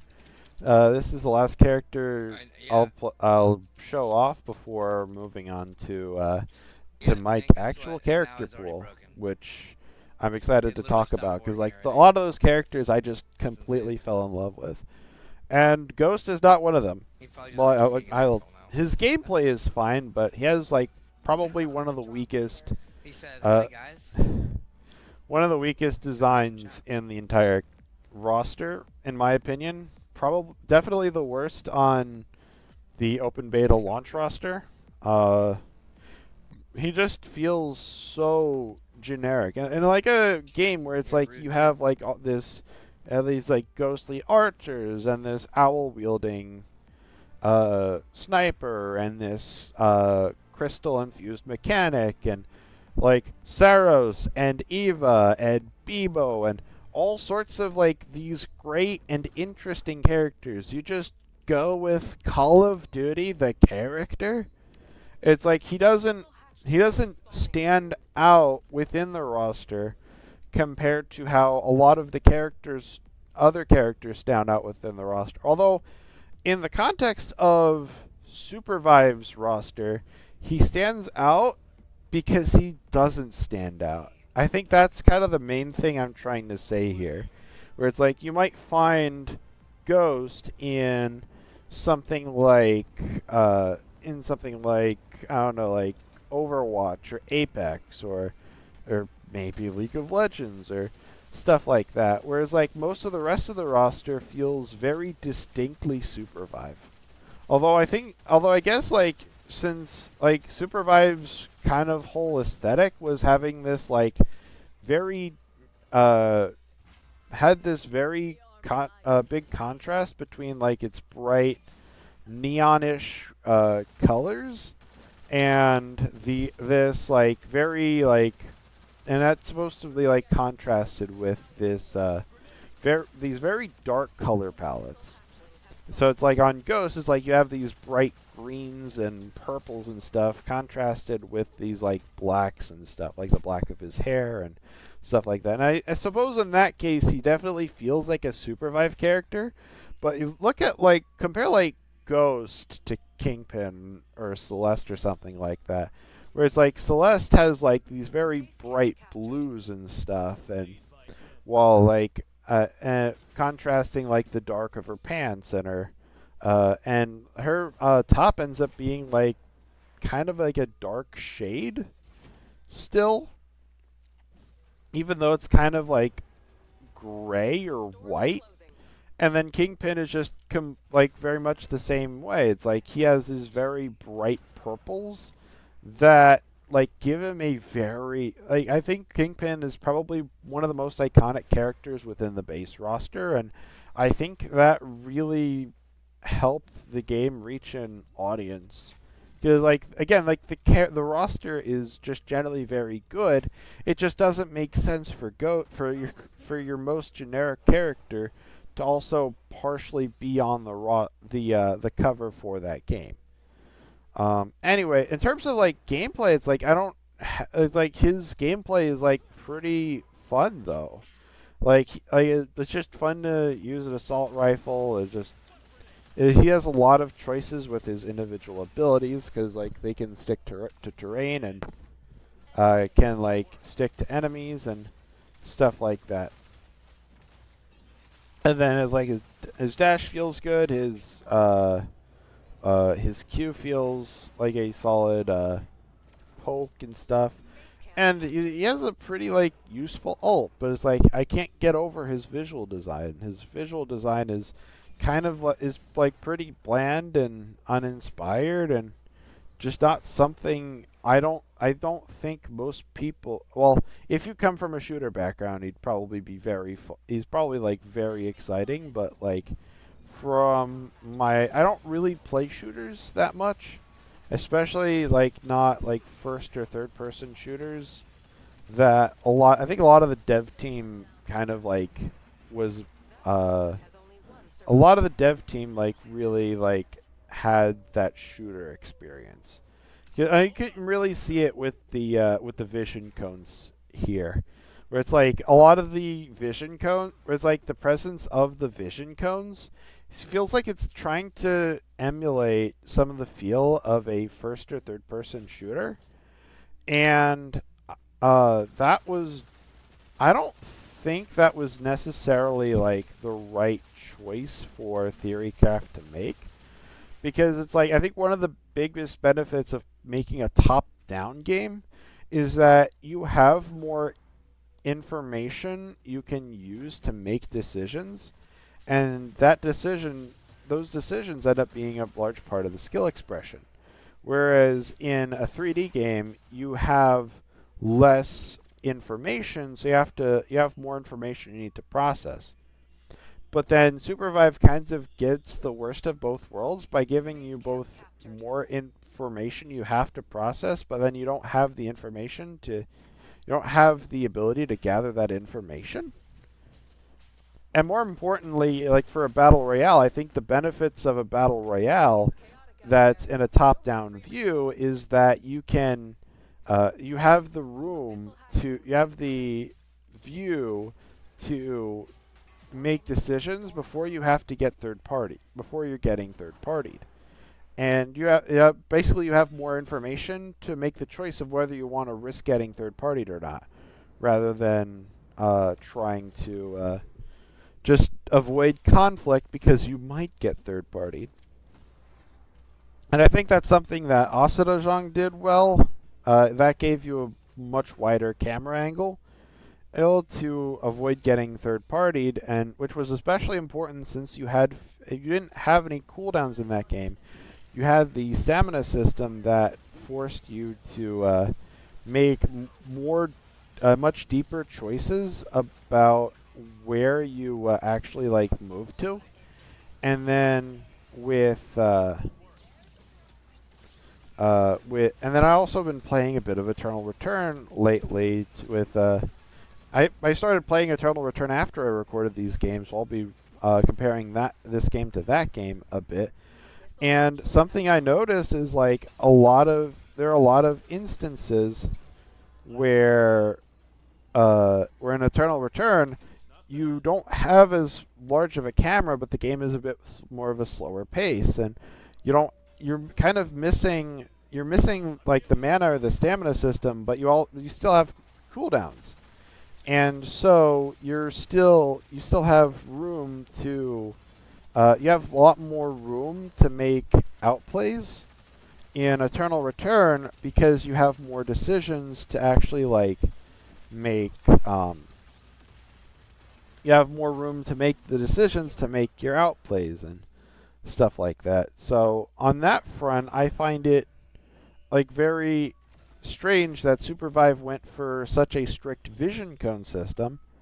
And something I will note is that apparently Supervive did test in expanding the vision cones a bit, and they reverted it because it was causing a lot of strain on the servers.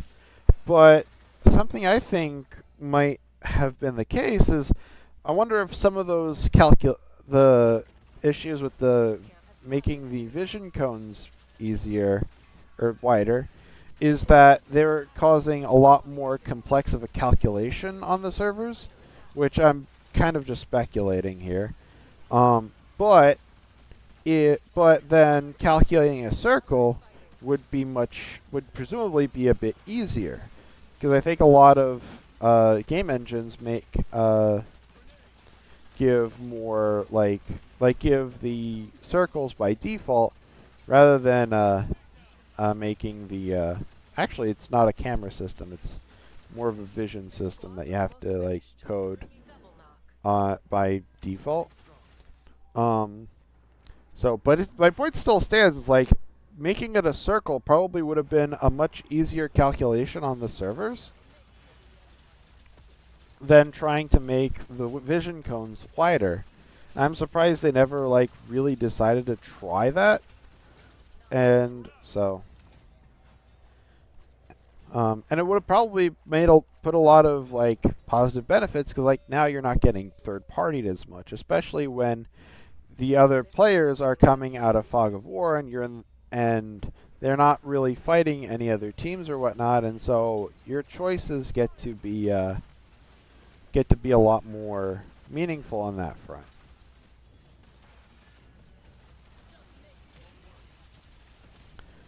So.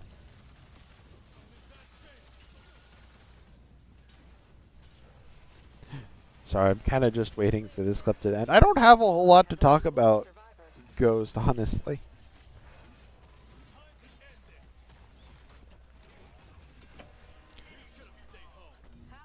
So.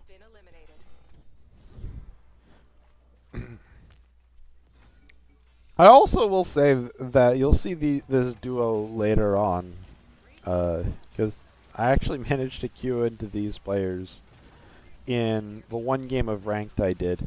That one game of ranked will probably just be something I do at the. It will be the last clip of the video. Again, most of these games were done in casual, and most of them were done in casual. But it's there's one ranked game here, and that'll be the one I end the video with. And I actually managed to get this exact duo in that ranked game. So, all right, that's Ghost for you, and that's basically all the fun characters and my thoughts on all the characters I didn't play, with a couple exceptions. So. All right. In the same way I talked about Shrike at the beginning being the first character I played post-launch, I feel like I should also start from the beginning with Celeste. Celeste ended up being my first main in this game. It was the second character I played, and the only character I played both during the Next Fest demo and after launch, and was also the first character I got using the hunter tokens and stuff. And I think what really attracted me to Celeste was I really like the idea of an ice themed character that's not cold themed. So it's there's kind of a little bit in Celeste's costume that kind of represents sort of a cold theme with the top, although not really because it's short sleeve. But it's you kind of compare Celeste's design to any of the Freljordian champions in League of Legends. It's all of with a couple exceptions, most of them are all bundled up and trying to deal with the cold, and they have and they have ice or cold powers because they're in the Freljord and stuff like that. You see that in other games May and Overwatch, or and a whole bunch of other games. And then well, not just games but also IPs. And then another common point where you have a cold themed ice themed characters that aren't cold themed is that a lot of times there's a secondary theming going on where it's okay, you look at Shoto Todoroki in My Hero Academia. He is partially like he's themed around both fire and ice, and of course he's got. I won't spoil it to you for you if you don't watch My Hero Academia, and if you want to watch My Hero Academia, did our Nyx just go AFK?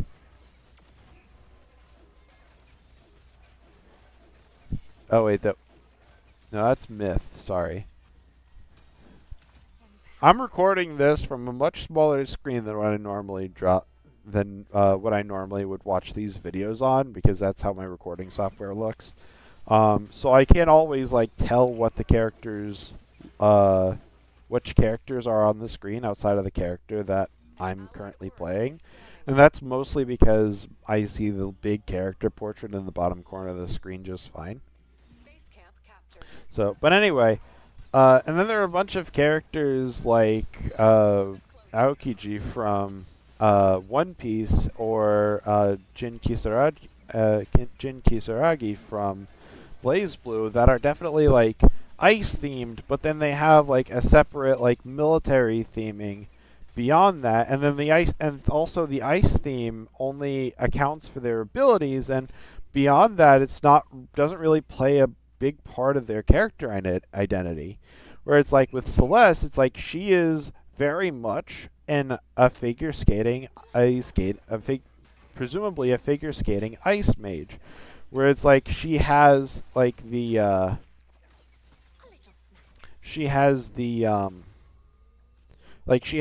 ice motif with her icicles and her ice wall and stuff like that, and she has like the figure skating motif with like her outfit, and how her icicles kind of form a tutu when she's not really or some sort of other like figure skating attire when she's like not really when she's not like throwing them all over the place.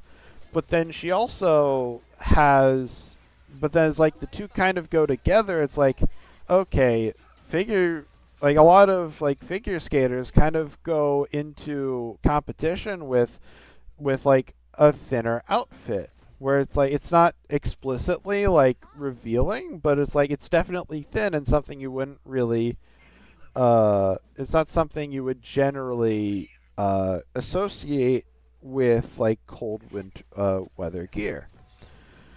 So on that front, it feels like a very perfect combination. And I think like the other thing is like the only other character that kind of made me think of that was that made me really think of that sort of idea. That kind of like really introduced me to that idea of a cold themed but an ice themed but not cold themed character is Estelle from Omega Strikers, who of course like played played that game a lot on this channel, and while Estelle wasn't really like a character that I personally resonated with and wanted to main, she was definitely like a fun character, and like the Omega Strikers designs are probably unmatched. And it's not as like, okay, like Supervive's designs are pretty great, but it's like Omega Strikers designs are just on another level, and it's not even the fault of Supervive. It's just like Omega Strikers just built different. And then in terms of gameplay, it's like there's this really fun part of it's like this really fun loop of having like her movement is really fun. Her wall is a pretty solid defensive ability that it's really hard to find in most of the rest of the game.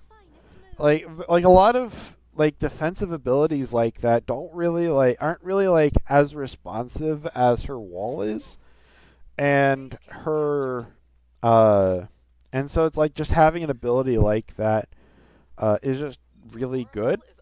Her right mouse button kind of just feels good, and it kind of just mage-ish or something. I think my is that did my myth die again? Or is that? Yeah, that's my myth. That's my team myth. I think the myth might have been like new or something, and even in this even in the game's lifespan, or it might have done like something else going on. But yeah, you know how it is when you're playing against a team that is we're playing with people that are like significantly below your skill level. It's kind of frustrating, but also at the same time, it's like, yeah, like you should be helping new players learn the game. And you're expected to be, if you're expected to be a certain skill level, you should be expected to help lead your team when they're at like below your skill level. So anyway, Celeste is like felt like what feels like one of the few characters that actually has a defensive ability that's like a useful defensive ability that isn't a dash, and it actually took a long time to actually get to that point because it's like on launch there were a lot of instances where where it's like people would just go through your wall or something. Um, and so, by the way, I'm like completely cracked at the safe cracking minigame.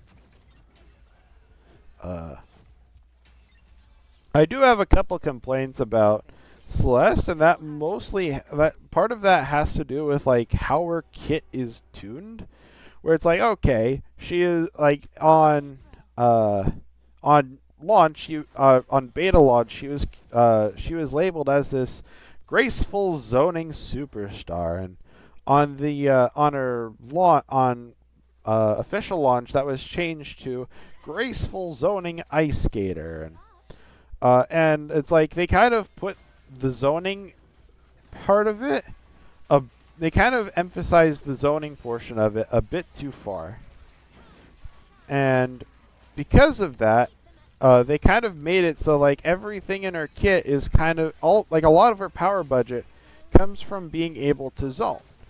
And want to know the problem with that is like, okay, you have this right mouse button that deals some damage and zones with more damage.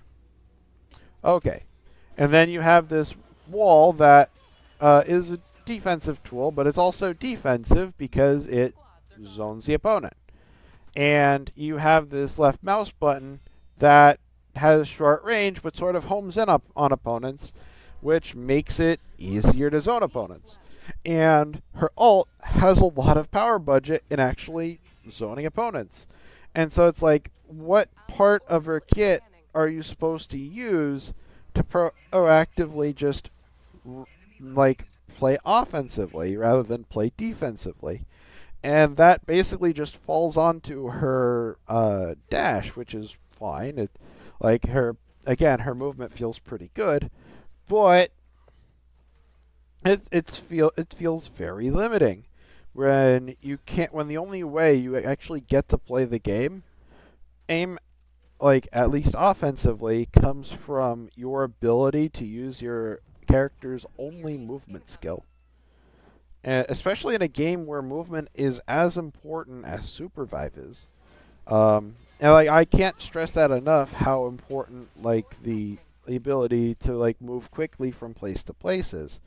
You see me and a lot of the other players. You'll see a lot of like mid to high level gameplay where everyone is just running and running from objective to objective. But this is not the time for that. I'm gonna talk about that a lot later on. Honestly, a spoiler alert. So, anyway, and then the other problem I have comes from her ult, where it's like historically, like Celeste ult has kind of been her least useful ability in combat because of one uh, very prominent factor, where it's like when it's very hard to actually like use for the main reason being it takes so long to actually use it. Even worse is like they had at one point they literally nerfed it so that so that you didn't get the full stun duration if you exited early. Like Aru're, that seems pretty fair. What's the problem? Why is it so bad? It's like, okay, like it took 3 seconds for you to charge it to actually get the full stun, to actually get the full duration. You couldn't recast it until 2.75 of a second into the cast, and like mobility is everything. By the time you hit people with it, they're just out of it. And so they gave some like decent upgrades to it, where it's like it triggers the shards portion of her left mouse button, and that kind of added a bit more usefulness and damage and stuff like that. So that was kind of a big deal. If Celeste was like the first character I'm as like my first main, Bishop was probably like one of my most played, well, most successful characters early on. Where it's like I can kind of still remember how when I started, it's like I was kind of like doing okay with Celeste, and then I kind of like picked up Myth, and she was pretty fun. It's like, okay, I'm doing well with her. But then like Bishop, it's like I had a streak where it's like well over half of my games I'm placing I'm almost all of my games I'm placing top 3, and then and then once I place top 3, it's like I think like 7 out of 9 of my top 3 placements were like wins, which was completely insane. And in addition to that, Bishop also ended up being my first tank main. And so, like, for those of you who don't, may not, like, remember Supervive is sort of a team game, and it's supposed to be, like, this hero shootery, MOBA-ish type game where you can build your team. I'm kind of, like, panicking in game here because my drop leader decided not to, drop anywhere. Eventually we will drop somewhere, and yeah, we are finally underway. Anyway, Bishop was a character that I picked up specifically to be a tank. Is like a building playing as a tank was generally useful if you wanted a good team comp.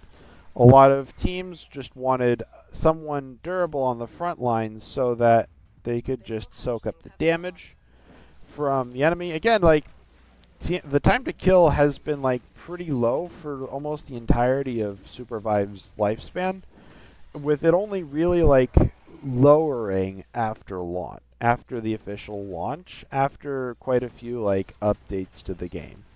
Although it might have like increased like a bit after launch.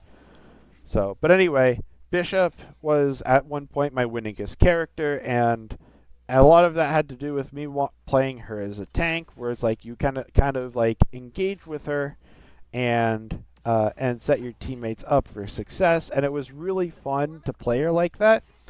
But Bishop was also kind of unique in that she had both viable damage builds and viable tank builds. And those builds end up being like very distinct. It's like, okay, your tank builds are generally going to be Qmax, which, funnily enough, back when I started, I was like only using maxing my right mouse button abilities on all characters, just so I could simplify the process of learning the game. And on Bishop specifically at the time, it was like really, really bad for me to be doing that, not because like the right mouse button max was bad, but because it only had benefits if you punched your own bomb. And that's kind of like one of the cool things about Supervive is that a lot of like characters have like these cool interactions with their abilities, where you can choose whether or not where it's like you can choose how you want to build the character, and a lot of large portion of that was based on how you maxed your abilities. And one of one of the cool things about Bishop specifically is that she had multiple max options that define different builds. And for her tank build, that defining tool was her Q, where it's like you punch people and you get a shield based on how many people you hit. And because of that, that made her like very fun to actually play tank with her.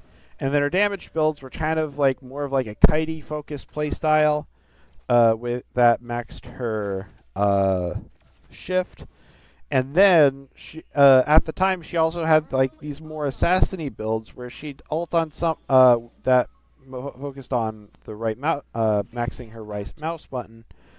That basically focus themselves around having a big burst combo, where it's like you ult, auto, RMB, Q, auto, and then they're probably dead. And also part of that, I think if you place the bomb properly, I think you also got the ability to you kind of just stop them instead of like having them launch all over the place.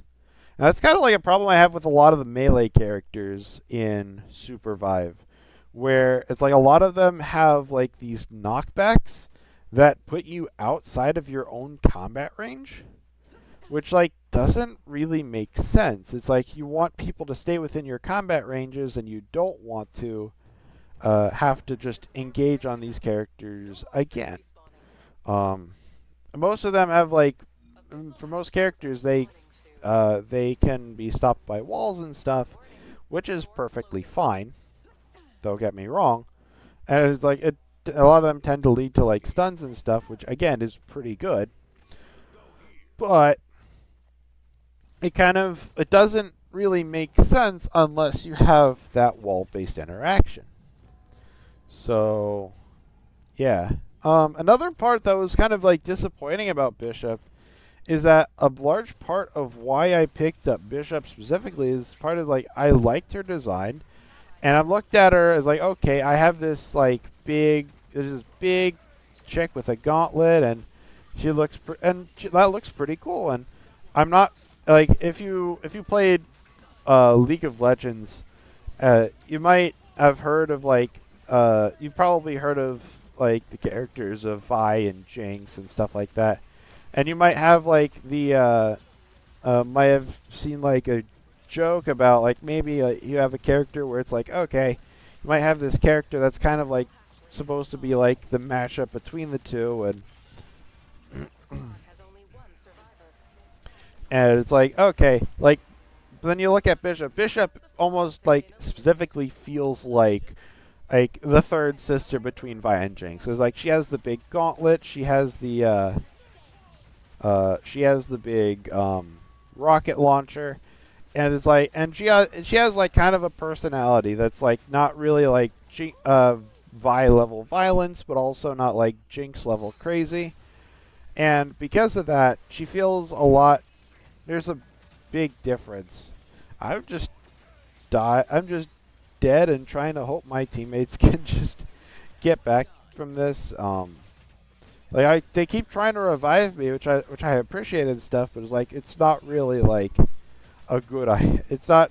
They don't really get the opportunity to revive me here.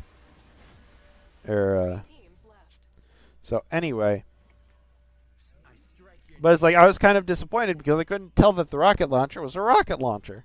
You're like, why doesn't the rocket launcher look like a rocket launcher? And so that was kind of disappointing. And when I first like picked up Bishop, especially since I thought she'd be a lot more melee focused. And of course, like another thing I had a hard time like understanding is like what is the purpose of her right mouse button? Because like for a lot of characters, like one of the things that like in my opinion there are like three kinds of difficulty. The first is like mechanical difficulty, where it's like the character is physically hard to play on in your hands. The second is that your character has abilities that are just generally really hard to use. Um, where it's like, okay, you have an ability. Uh, how, what like you might like? I'm gonna say like, uh, hmm, what's a good example? I'd say like a lot of like the puppet characters like Oriana in League of Legends kind of have this ability where it's like your abilities are just genuinely hard to use because there's so much you have to think about. And then like the last case is like logistical gift difficulty where it's like there's a question of like what do I do here?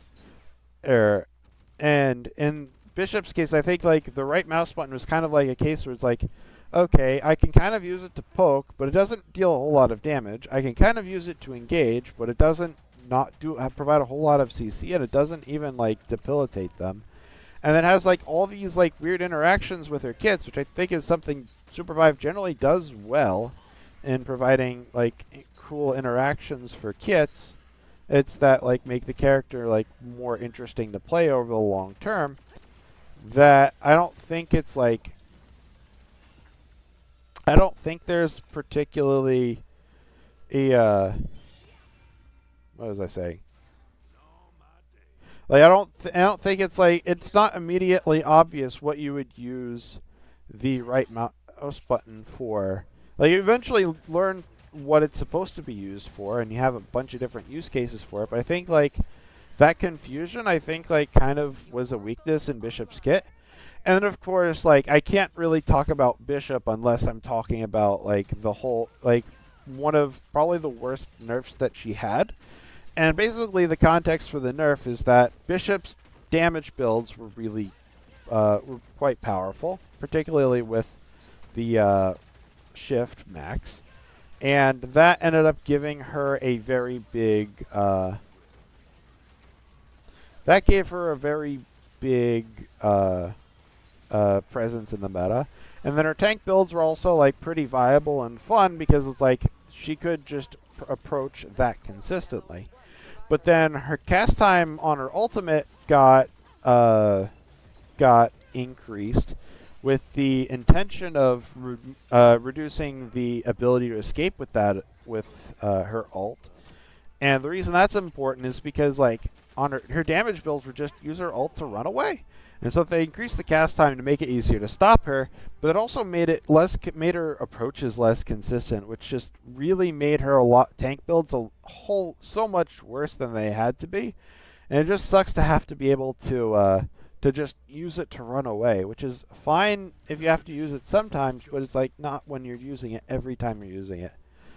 Tetra is a weird pick here, because if you noticed earlier that I said I didn't play much after the open beta launch, and the reason I have Tetra here is like Tetra was kind of like what I wanted out of Bishop. Like I include a couple characters in this section that weren't released until the launch of the full release, because I probably would have picked up Tetra as part of my character pool, and I would have picked up another character that I'll go over later as part of my character pool if I had played her post-launch. But anyway, like the big thing about Tetra is like, okay, Tetra does have ranged options like Bishop. I think basically everyone except Jhin has ranged options. And in Tetra's case, but in Tetra's case specifically, a lot of her options were more heavily centered around short-range combat. And what I mean by that is like with Bishop, is like a lot of her tools are like their only tool to reward her for getting into close ranges is her right mouse button. Is her Q, sorry. And that Q and Bishop's Q is like a fine reward, but I feel like there needs to be more of a reward if you're going to make a character that from a first glance looks like she has a very all-in heavy playstyle. Whereas with Tetra, it's like her main melee ability is of course her charged left mouse button, which I think is a lot more reasonable because what happens is like you can use the charged mouse button a lot more. And more importantly, it's like Tetra gets a lot more durability while going in than Bishop did, especially at like early levels when you don't have your mouse buttons leveled and stuff. Well, sorry, your abilities leveled, and so like you have a lot more durability from the word go and a lot more reward for actually like playing to the strengths of your team. And so the like Tetra ends up being a lot more fun. Again, Tetra ends up being a lot more fun because she has more to do in melee range. So, um, I will also mention because like again, I mentioned this with Hudson, but she also has kind of that controller problem where the um, where it's like you have characters intended to control a bunch of space, but then the way the character was like, what are you controlling space for? It's like, okay, Tetra can control space a lot with her Q and her R, but then what is she? There's no set play for her to run that would allow for that set play to be like meaningful or whatever. Whereas like a lot of the other tanks like Bishop and Oath and Kingpin, a lot of them have like better like engage tools that allow them to like get in better and then also stay in the fight better. Whereas like Tetra needs to like hang back and stuff a bit more,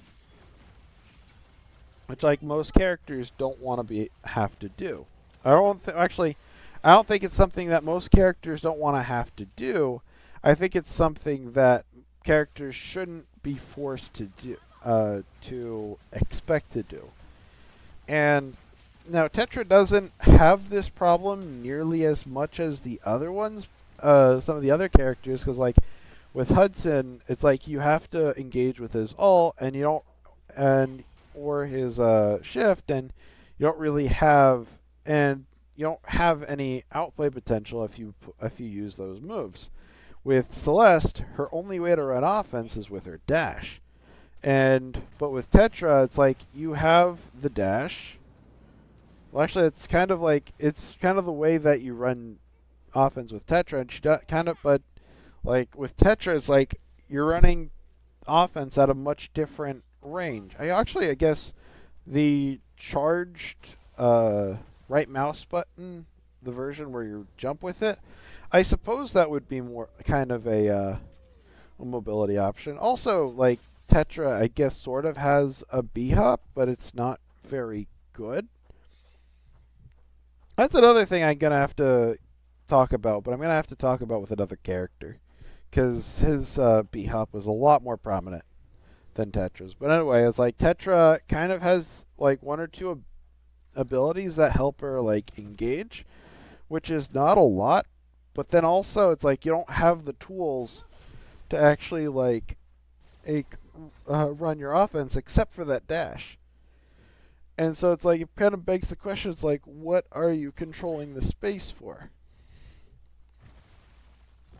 So also like one of the other like complaint I have a bone to pick with Tetra's like visual design because it's like again I kind of talked about this with Eva, but it's like okay her character is sexy for a very distinct purpose, whereas with someone like Tetra it's like there's like why does she have a combat bikini? It's like there's like she's not trying to be attractive or anything. She's just trying to like she should have something that's at least a little bit functional.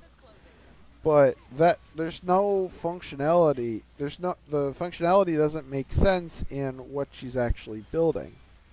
So it's like okay, and that's kind of like the problem with the combat bikini, like what Tetra is. I also mentioned this earlier. I should probably explain my definition of sexualization because I kind of glossed over it a bit. Because I didn't think uh, I kind of like caught myself calling Eva sexualized, and I don't think that's the case. Like in my opinion, a sexualized character is one that uh, that is dressed a lot with a lot more sex appeal than what the character should be, what the character's design kind of needs, or what would make sense for the character. So again, Eva is not sexualized because like she's supposed to be a succubus. It's like it's supposed to be a character that kind of like tempts people into illicit actions. And but Tetra is like there's none of that. She's just wearing a combat bikini, and there's no reason for her to be using that. And so like I kind of think what would have made a lot more sense for Tetra is that the is if she had like a karate gi or something like that. That kind of like gave her. She feels like some sort of martial artist based on her, based on what her character select animation looks like, and so that, and so it's like that. I feel like would have been a lot more appropriate than simply giving Tetra this like skimpy outfit and whatever. I also want to talk about naming conventions in Supervive. One of the other things that I really don't like about how Supervive names a lot of its characters is that a lot of them tend to be like caricature names rather than like character names. Where it's like instead of having like not every character does this, but it's like a lot of characters, it's kind of like a bit too on the nose for what the character is trying to be. It's like, okay, Bral is the character that likes to brawl, or Jewel is the electric user that's named after a unit of energy, or Ghost is the Call of Duty character, or like all sorts of stuff like that. Tetra, I feel like, kind of goes a bit too hard in trying to appeal to that type of demographic, or appeal to that type of design, where it's like, okay, it's kind of like it's kind of like the name, it's kind of like the name Terra, which kind of gets used in a couple IPs like Teen Titans and One Step from Eden, which I legitimately think might have been a genuine inspiration for Tetra. Because I was like, I also see some One Step of Eden influences with Celeste design, because Celice from One Step of Eden also feels like one of the, well, I wouldn't say like the most prominent character, but it's like definitely feels like a character, like a very, like the use of their use of icicles feel very similar.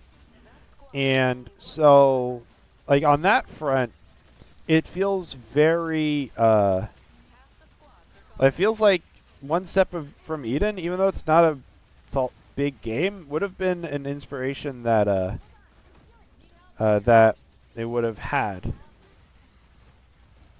And then it's like and so they kind of tried to name Tetras something that was like, okay, it's Terra, but like we're going to change it so it doesn't feel like we're copying the homework of anyone. But then there's also the problem of like, okay, there's this character in Brawlhalla named Petra. And like, okay, you can kind of think of Petra as like this violent brawler type character that's also has like part of her arm corrupted. And most importantly, she, like, her weapon design, Petra's weapons. So how Brawlhalla works is that every character has like 2 weapons, and then in matches you can pick up one of those 2 weapons in combat. And Petra's weapons are Gauntlet and Orb, which are basically the exact same weapons that Tetra uses. And like, for a reference on how ridiculous that is like with a lot of characters that like get like Brawlhalla gets a lot of like crossover content and stuff. And one of the biggest issues with a lot of crossovers in Brawlhalla, this is what I meant about like being able to like tank and stuff. Like like you can actually like go into a full enemy team and survive for like a pretty long period of time. Anyway, Petra being gauntlets and orbs, and like Tetra being a character that would fit that idea like really well, kind of makes me think that that was like a very intentional design decision. And like not really and in particular like Tetra would have been like a near perfect gauntlet orbs legend in Brawlhalla, like a perfect skin for Petra. And the reason that's a big deal is that like it's really hard to find characters where both weapons fit. Like they had to put in Brawlhalla they had to give like their Street Fighter characters like a weird secondary weapon, which worked fine on some of them, but like they had to give Akuma a sword and M Bison or an orb and a hammer. It's like that's how hard it is to find characters that fit some of these collaborations. And like Tetra is just too perfect of a fit for Petra, apart from like some of the SIG considerations. And even like some of the animations would be very like similar and stuff. So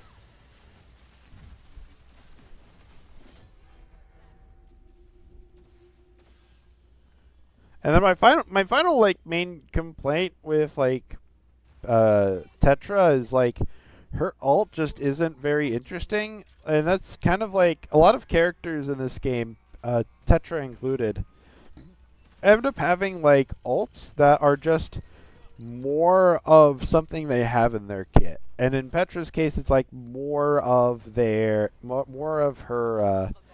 Q, and that it doesn't make a whole lot. That it feels like you could have done so much more if you had were looking at the characters in like a decent in like more of an objectively way. And so this ends up being the final match of this fight. I get like I think this kind of like got me like thinking like, okay, I actually really like this character now. So I ended up getting like a kill and got the reset heal and reset on kill. And then I get into a fight with this Felix that I ended up like getting a lot of like really clutch hits on, and we end up winning off of that. So I'm sorry I haven't been like talking about too many of these clips in the background too much. It's like I wanted to kind of just share some of my thoughts on the game so far and just use this as like meaningful background footage. So I haven't been talking about the game so much. Oath, I think, was the character I was originally going to make my like main tank or whatnot back when I first started. I think the order I got my I originally got my first like four characters was Celeste, Oath, Bishop, and Myth. And you'll see Myth later on. I mentioned earlier she is my main, and so with Oath specifically, the reason I looked at it like, okay, I liked his visual design a lot. He reminded me a lot of Dubu from Omega Strikers, if that makes sense. And the reason for that is like at the time, Dubu was like this big chunky character, but was also like really cute. And back at that time, I kind of felt like Oath was trying to be the cute character in Supervive, and because of that, I figured, okay, let me pick him up. And he was also like big and beefy and stuff like that. And Oath actually didn't really click with me at first. His kit felt really weird. I had never played a character with a shield before, at least like as someone I was trying to actually play, and I felt his dash felt really good. and I wasn't used, but I also wasn't used to having a character where I was actively trying, where I was actually looking to heal my teammate as an actual like output of my character. And so Oath kind of ended up being like, and also Oath was a very tanky boy, and I wanted to make sure early on that I was finding some sort of tank. And it's like I don't. This doesn't really come up on my channel, but it's like back when I played League of Legends, I really liked playing tank because it's like I felt like there was a lot of ways I could like support my team with like just providing a solid front line. And I also didn't really like how inconsistent fights could get when my team is just all squishy characters. I think I also learned that in Brawlhalla, strangely enough, even though it's not really made for a team environment, even though I do play it as like a team game sometimes when I have like the right teammates. And of course, I also like being able to go in and just do stuff and not have to worry so much about like dying. But it's like I can set up my team for success. So at some point you're gonna see me doing something, charging up my hammer and then jumping and then uh, and then and then just gliding, and that is actually a big reason why I ended up why that's ended up being a reason why I ended up dropping Oath for a while, and a big reason why I picked him back up. And the reason for that is during beta, he had a technique called a bunny hop, or bee hop for short. And what it basically was is you could charge up his hammer and then release it and then immediately glide. And what that would do is it would give you a lot of momentum that cause you to just rocket forward, and it was a really good mobility option. Basically, you'd get a near perpetual speed boost that made you one of the fastest characters in the game, which of course did not make sense for what's supposed to be one of the most durable characters in the game. Um, but it was also something that Oath was definitely balanced around when he was first released.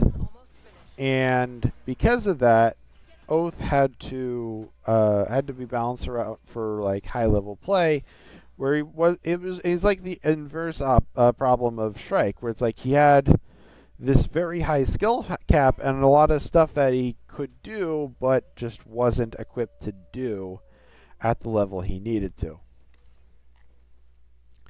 And so Oath, he only really clicked when I started. First off, I started playing Arena with him, and because it was really strong in Arena, he ended up being someone that I could more easily play, more easily justify like picking up and playing. We're just bullying the void here.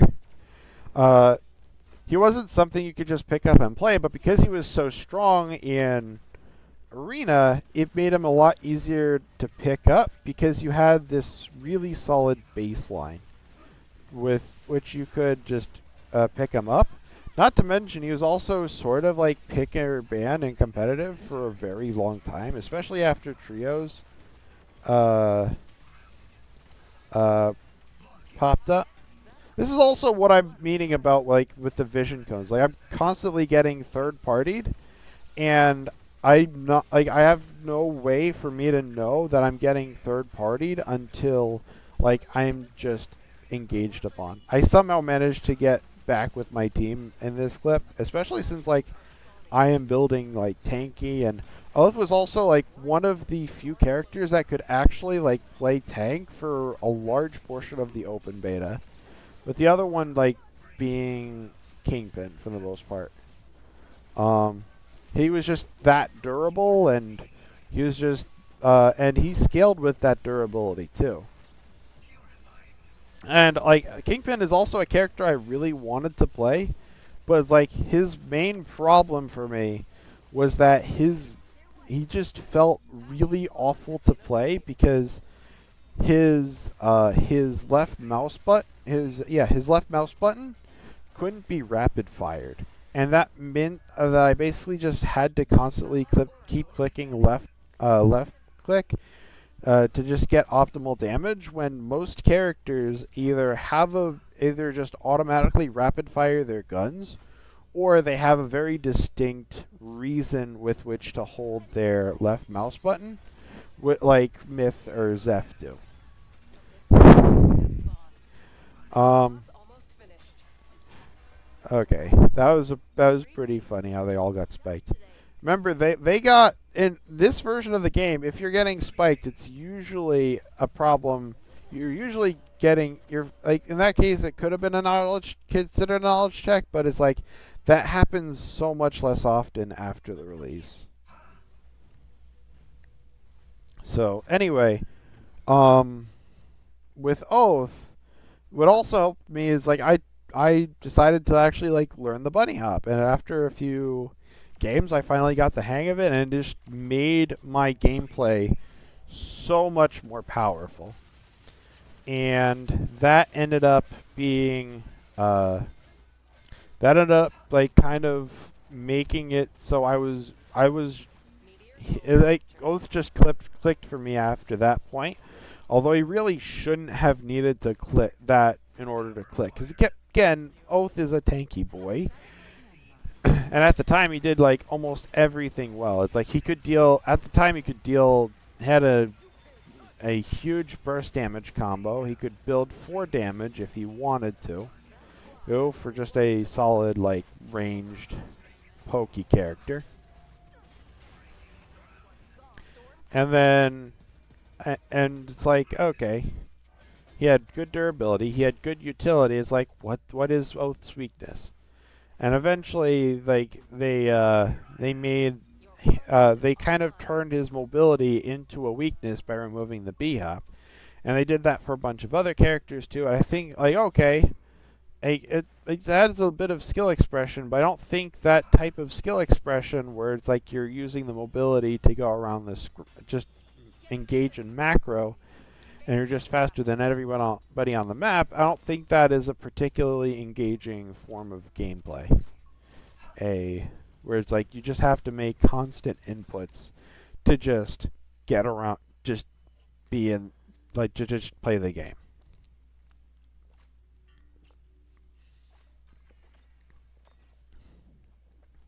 So, excuse me. And then also one of the other things I really liked about Oath is that his game feel is actually like pretty good compared to most of the cast. Like most characters, it's like I have like one ability that I like, but it's like it's not really all that engaging. Where it's not all that fun to use because like okay, they're one of several different problems. But like okay.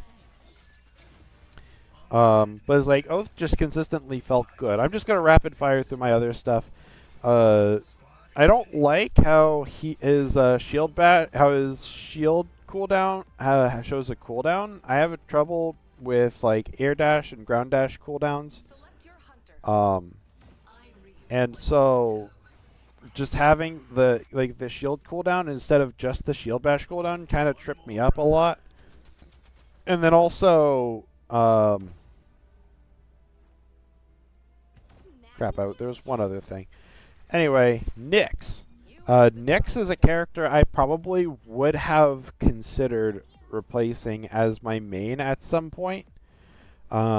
Because like she just like in terms of like melee characters, I think she just fit me really perfectly. I am a fan of hook characters, and like Kingpin probably would have been a character I seriously played if if his hook felt better. Well, not his hook, but his LMB felt better. Sorry. But with Nyx, it's like her hook felt pretty good, and her like most of her kit felt really good. The main thing I was concerned about is her Q, because that's an ability. That's another ability that you want to just try and use in combat. But it's also an ability that doesn't stop your movement, which is unusual for a right mouse for a Q.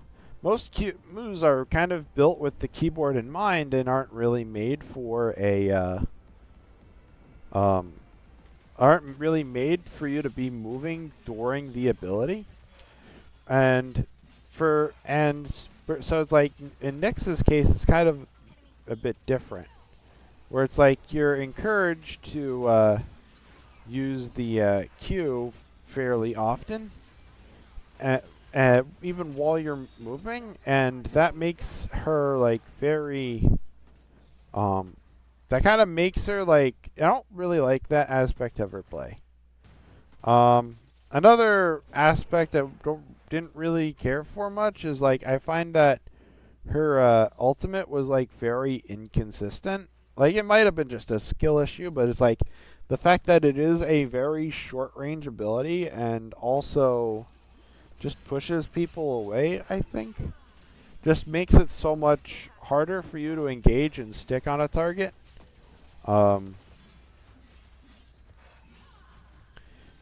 so I wasn't really a fan of that. Where didn't that? Oh.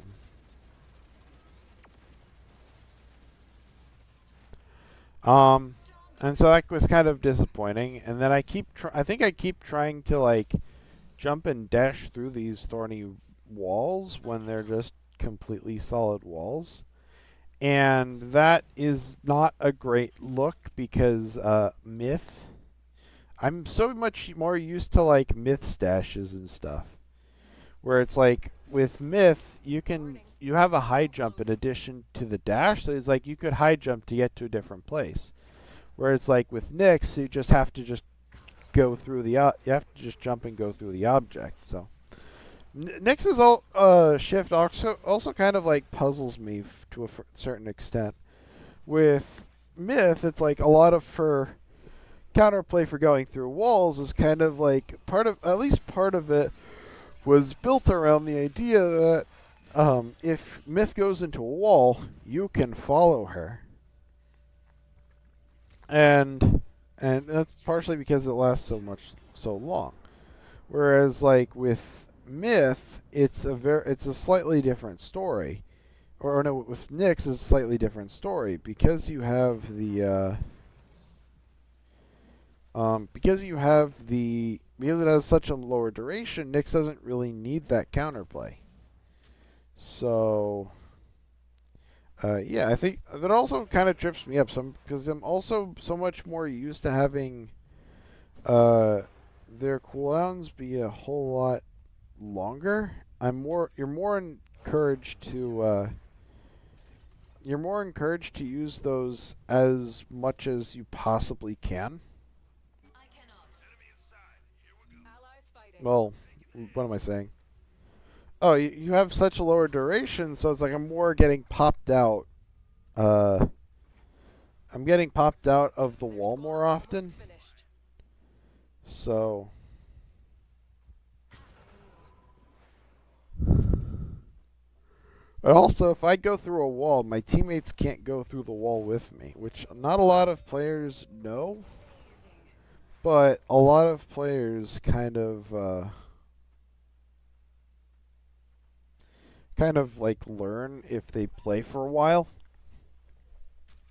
So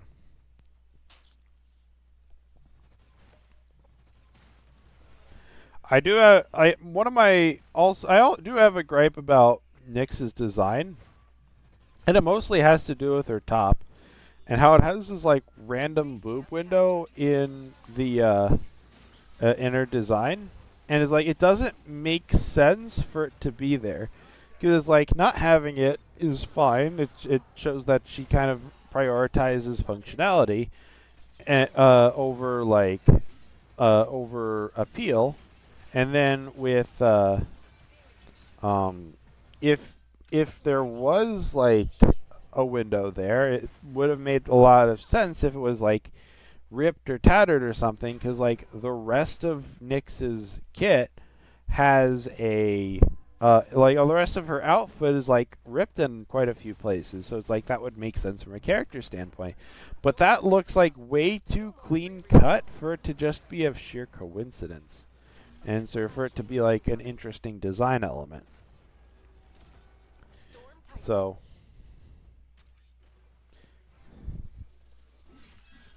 yeah, like I really like having characters I can play in melee range, and Nyx is probably one of the probably the most fun characters that wants to stay in melee range.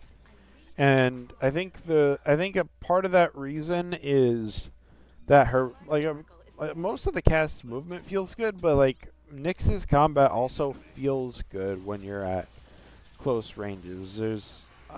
I'll talk about like feel in general later on, but like the ability to engage is so incredibly important.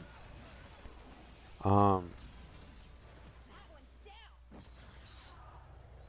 uh, and it's like the ability to engage and just go in and just be able to fight for a really long time and like have this like be able to like genuinely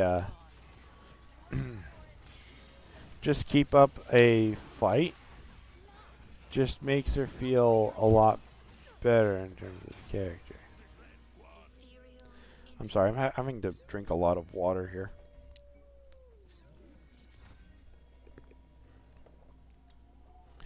I don't know. I haven't done a whole lot of like voiceovers and stuff, and this is the first time I'm doing a voiceover that is this freakishly long. Which that's probably my fault. Right now the video is set to be like 4 hours long, but at this point I might end up shortening it a fair bit by the time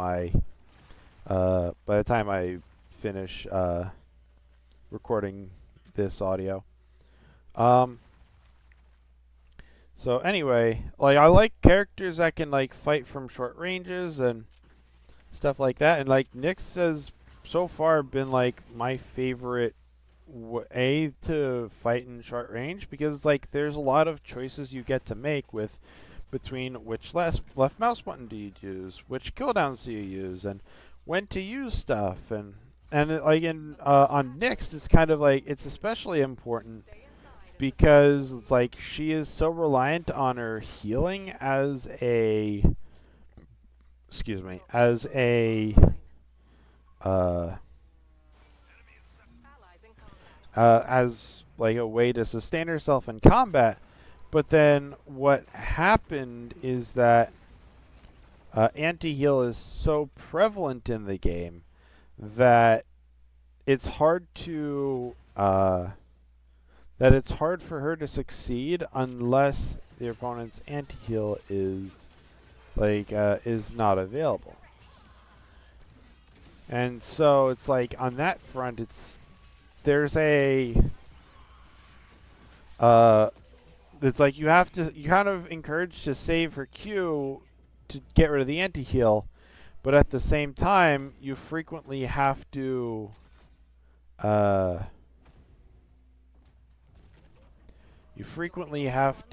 make it so that you frequently have to use it to just heal and stuff. So it's like there's kind of like a risk-reward dynamic and stuff. And a lot of this has to do with the fact that anti-heal prevents 100% of healing. And this kind of makes it so that characters that have healing aren't allowed to be strong unless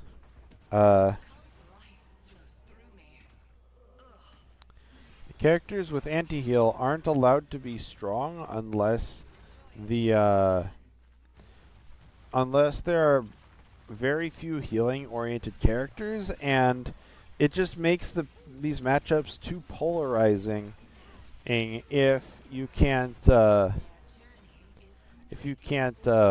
deal with the anti-heal, which is why Nyx has to have it in the first place. She is so reliant on her heals that not having it would be really bad for the game. Also, like, why is this Hudson like AFK? I understand he was gone for a while, but like, you can't just stay a bit and pay attention just long enough to know that people still want it. And so it's like that. I think a lot of people would say that wasn't really healthy, and why a lot of games like League of Legends and Eternal Return have their healing reductions at like 40% or so. So it's like it can be too. It's like it is an effective tech option, but your healers can be balanced around people not having not having anti-heal, but also you have what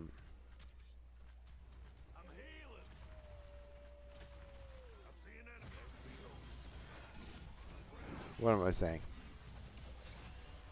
Sorry, again, I haven't done a recording this long, so it's kind of taking a lot out of me. So, but yeah, anti-heal should not be like 100% like ever. Is what I'm saying. And if it was, because like if it's there's a point where it's low enough that it's a reasonable tech option, but high enough that it's still relevant, but not so high that characters with heals have to be like excessively balanced around having those types of heals. And so it's like and so in those cases it's kind of like a tech option. But the other problem Supervive had is like a lot of them were just haphazardly introduced onto random kits, and it's more of a case of, in that case, you're kind of encouraged to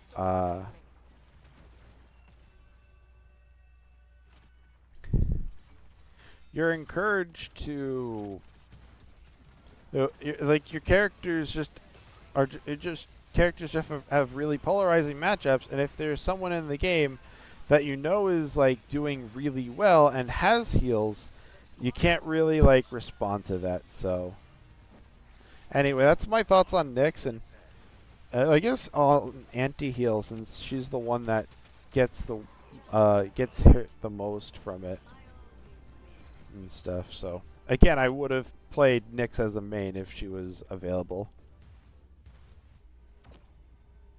when I played seriously. Next, we have Bebo. Bebo ended up being like the go-to cute character on launch. Like there are some characters that are like attractive cute, but then there are others that are like a cute like mascot cute like Bebo, and I think Bebo really kind of needed that kind of mascot cuteness post launch. And I think he is he is. I love him. But also, something that's also interesting to talk about with Bebo is that he is, I believe, the first item throw character within the MOBA genre. And what I mean by an item throw character is you have these. It's a character archetype that most commonly appears in like fighting games on characters like Dr. Faust in Guilty Gear, Platinum in Blaze Blue, and I guess Teddy in Persona. I'm not really familiar with Persona 4 Arena. But it's like, if you want more information on item throw characters in fighting games, you can check out Lord Knight's channel. He has a lot of like great fighting game content, and if you find his videos on like Faust or Teddy or Platinum, you can find like some videos that kind of goes into like what a item throw character is like when they're like. He usually talks about when they're like really good, but it also talks about like what makes item throw characters fair and what makes those characters fair in like different versions and stuff like that. In Bebo's case, I think like Bebo was kind of like missing a lot of that fairness, and it's kind of like That makes a lot of sense because he is uncharted territory within the MOBA genre. I'm pretty sure he's like one of the first, if not the first, item throw characters within the genre, and it's like a big part. And I'll just go over what an item throw character is. An item throw character is the type of character that has a random item type move or a move with some sort of input randomness where it's like when when you use it you don't know what's going to happen, but both players have plenty of time to react to what that item is going to be. Or you have like the case of Platinum where it's like you can use the UI to see what you're going to get next. And in Bebo's, I think Bebo kind of fits the mold of the latter of those types of item throw characters. And so with Bebo, like he has like his 5 different items between the Super Zeep and the 4 regular Zeeps. And it's like he is pretty fun when you can play him as a proper item throw character, which was also a very big problem for a large portion of his lifespan because when he launched into open beta, a large portion of his power budget was put into his Q, his bomb. And the reason that's a problem is that in a lot of cases, I keep forget if I play too many different characters, I keep forgetting that I have certain tools on those characters, and so in this case, I keep forgetting that Bebo has the passive that lets him walk on water and stuff without really taking damage. So that's why that all happened. So, and then, so Bebo also, like, one of the big problems with him as an item throw character, I think, design-wise, is that his R&B cooldown gets, like, way too low. It starts out at, like, 2 seconds, and then I think it's 2 seconds, and then you can reduce it down for even further than that through ability haste and stuff, which probably would be okay, but it's like because it's like the big point is that there's some point in which players are able to respond to Bebo's RNG, which in most cases wouldn't be a good thing, but the item throw character tends to turn it into. In most cases, it's a bad thing for competitive integrity, but it's like with the item throw character, it can be a good thing. And it's like, and just as a reminder, item throw characters are an archetype that precede all 3 of Supervive's component genres. It is more like the MOBA was kind of made with the Dota mods that for Warcraft 3 and I don't think that was available until like the 90s. The Street Fighter 2 kind of like invented the modern interpretation of the fighting game and what we currently call a fighting game. Then there's the hero shooter, kind of. So like Team Fortress 2 is kind of like the prototype hero shooter, but it's like Overwatch really kind of turned it from a class-based shooter into a like an actual like hero shooter. Like as something like very distinct, and then there's also the battle royale, which was more or less. I think there were like mods that were presenting the idea of the battle royale before it, but it's like PlayerUnknown's Battlegrounds was really one of the first games to really like popularize the format, and of course Fortnite is like crazy big in that space right now, and still continues to be popular in that space. So one of the big issues with And one of the other big issues within, but then it's like Bebo gets an even bigger problem with the item throw design when he actually levels it up to its maximum potential, and uh, uh, and like at level 4, it reduces the cooldown by 50%. It's like at that point, it's like, how are players supposed to react to? It's not just Bebo reacting to it. It's like the opponent has to have time to react to the items that Bebo gets. And so, if when that happens, it's not real. It's severely not fair for his opponents that they don't get to react to the that they can react to the those abilities.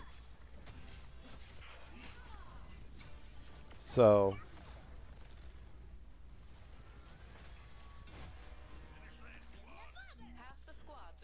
yeah, I think one of the there are a few other issues I've had with Bebo in the past. The main one being like his dashes. And like reason that's all like a problem. I think that was an allied chunker cannon. I don't know why I got rid of it. Uh, so anyway, the reason I got the other one of the big things that I didn't like about Bebo is his dash. It probably has one of the worst feeling dashes in the game, in a game where like movement tends to feel really good. And the reason for that is that on both the ground and in the air, there's a huge taper in movement to the character, or to his dashes, where most other characters have dashes that maintain the movement in some shape or form. And because of that, it ends up... I really just saved that. The reason that's such an awful feeling thing is that the again, there's problems with the ability to control stuff.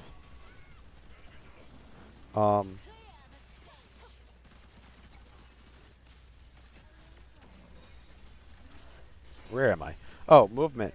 So because of that big taper, it makes a lot of the movement not feel great.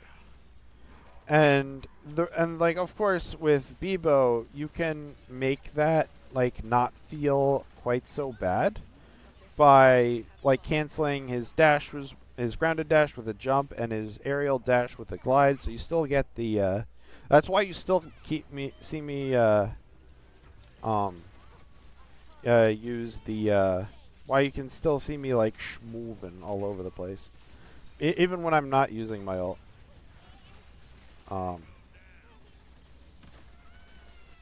So anyway,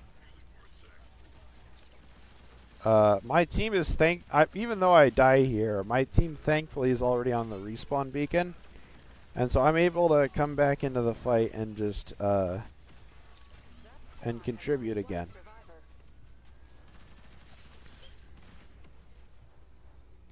So a big reason why I picked this as my Bebo clip is because it got like really exciting at the end. I think my teammates end up dying here. Right now I'm just trying to heal up and okay, never mind. My team actually was doing like really well and stuff in that fight, so but yeah, this game got like really hype at the end. I was like, I've kind of like I kind of glossed over a lot of these games, aims, and like couldn't really like do much, and there wasn't really much of an incentive to just talk about a lot of the games, because like a lot of them just weren't very exciting. This game got really exciting later on. We're using the Sky Shark here. This is actually not something I'm kind of like... I don't really care so much about the Sky Shark compared to some of the other stuff that I was playing with in the after launch. I don't... in my opinion, like, they're fine. They're whatever.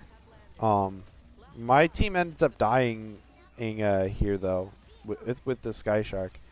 And so I'm left alive. I am last alive, and it is like the final circle. So I make a clutch getaway.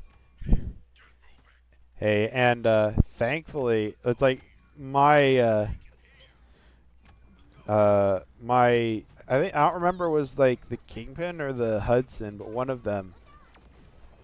You might be able to read this better, but it was like one of them was just yelling base, base.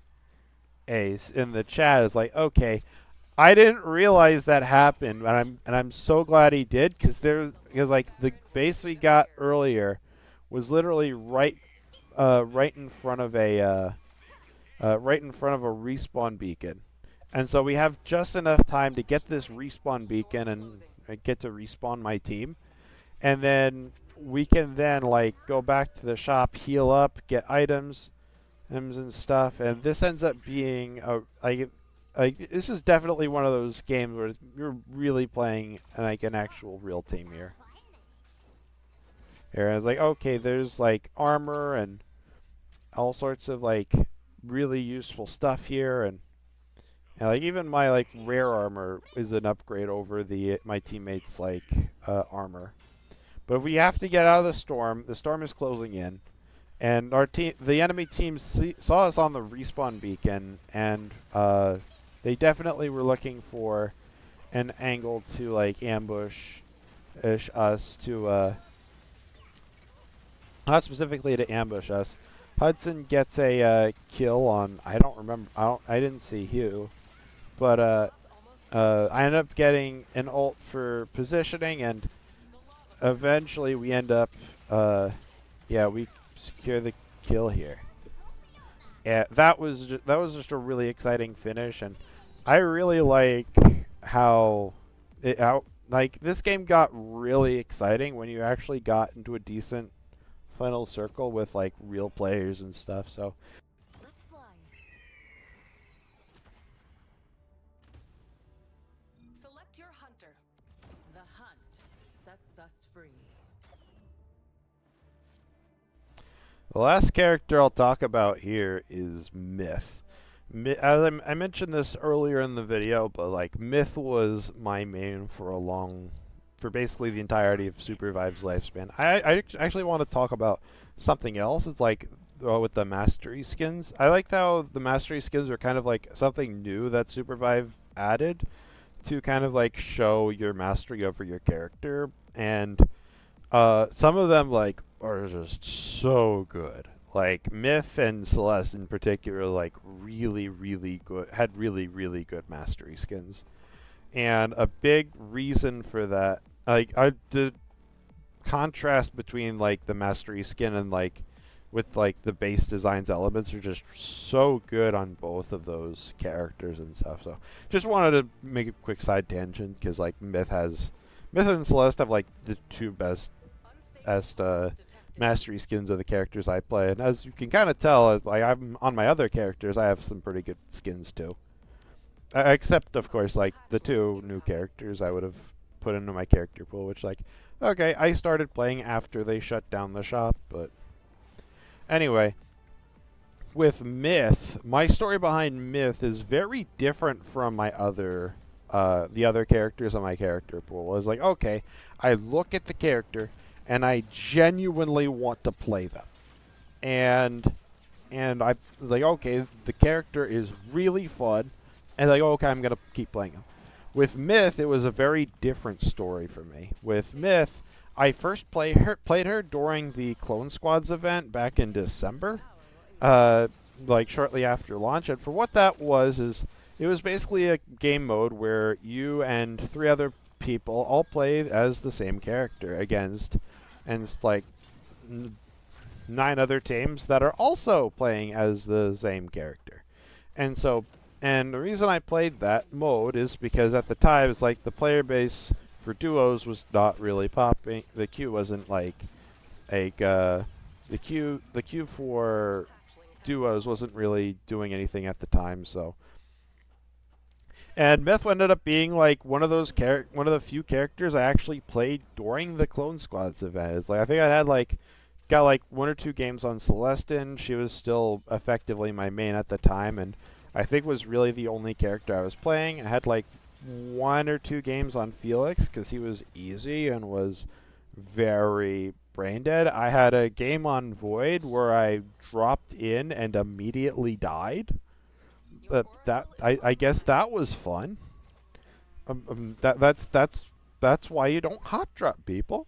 But anyway, it's like I played a Clone Squad's game on Myth, and I was just immediately in love with her gameplay, particularly with her left mouse button. For those of you who don't know how Myth's left mouse button works, you basically charge it and you charge it, and charging it gives it bonus damage and distance, and then you can release it to just fire it. But then there's also two other you have like two at 2 points, which the game refers to as like perfectly time, as like they call it like perfectly timing it or something like that. Basically, if you time it perfectly in the middle, you will deal bonus damage, and I'm calling that the sweet spot. And if you do it at the end, which I'm going to call the tipper, that would deal bonus damage to structures, which is like, okay, that's really good at dealing with the environments, but also gave her one of the best matchups against Oath in the game. And for the reference, I talked about Oath earlier, and Oath also had like a really big problem where a lot of characters couldn't like effectively deal with Oath. And that's because like quite a few characters like Shrike, Jewel, and Celeste, they all had moves that they all had left mouse buttons, which on most characters is basically your primary source of damage, where that applied some sort of debuff, and then those characters needed to needed some sort of tool to actually deal with. They needed an entire other tool to actually deal with like if they didn't break Oath's shield, they didn't get to deal any damage to him whatsoever. And it's like, Aru're, that makes a lot of sense. It's like if you don't break the shield, you shouldn't deal damage to a character with a shield. And I'd say you're right, but the context of Oath's shield and his interactions with those characters basically made him so that they couldn't interact with them at all. It's like building up their debuffs was the primary way they dealt damage, but against Oath they couldn't do that because his shield counted as a structure, and because it counted as a structure, you can't build up debuffs on structures, and so that ends up being a big problem for players dealing with Oath. Myth didn't have that problem. Not only did Myth not have that problem, but she also had she had two really good tools for dealing with it. The first like main point of counterplay to Oath is that you could actually just go over you could hit him over the shield if you had an ability that let you do that. And in Myth's case, her left mouse button let her do, or Q let her do just that. And the other thing is like the bonus damage to structures that Myth had on her tipper left mouse button made it much easier for her to get rid of the shield. Now, keep in mind that something else that happened with a lot of these characters that really needed to break Oath's shield in order to interact with him. One of the biggest problems that those characters had is that they had, like, Jewel and Celeste at least both had counterplay that allowed them to against Oath Shield, and that's their right mouse button had explosion damage that dealt bonus damage to structures. However, Oath also had counterplay to the counterplay. And what I mean by that is Oath could shield bash uh, to block the ult to block those spells. And when you blocked those spells, it meant that with the shield bash, it meant that you could that not only was your opponent was out of their cooldown, and technically Oath was out of his cooldown, but he still had the shield up because your shield doesn't take damage when you shield bash. And so that meant, whereas, but the reason Myth was different is that it was on her left mouse button, which you could use over and over again. And at some point, Oath is going to have to choose whether he wants his shield to break or whether he has to whether he wants to take damage. And oftentimes, you're going to take that damage as someone playing on both sides of that matchup because you couldn't risk losing your shield and maybe not having a shield bash in the near future. So, but yeah, like there's a whole feedback loop with Myth's LMB that I really enjoyed because the main reason, because like first off, there's a really nice sound effect to it. One of the really great, I'm gonna give Theorycraft Games a lot of flack for a lot of the stuff that they did with Supervive, but having good audio is like has like really good audio design almost universally across the entire cast. And one of the biggest points that I can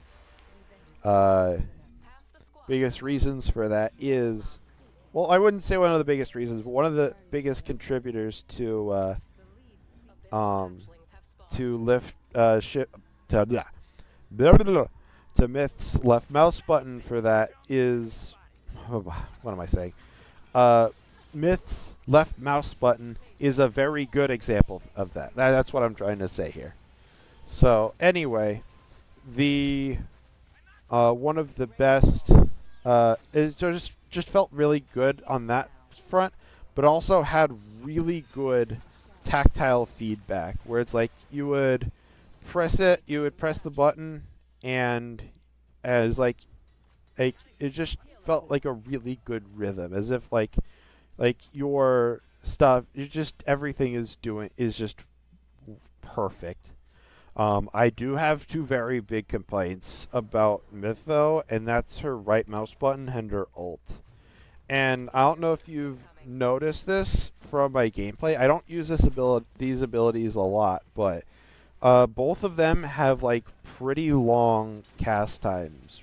Her right mouse button has a very long cast time at like 0.4 seconds, which is still, I'll talk about it later, but it's like it just makes the ability feel really awful, and also her ult has a pretty sizable cast time when you use like individual shots of it, and so it's like if you just press your mouse buttons for something that isn't a basic arrow,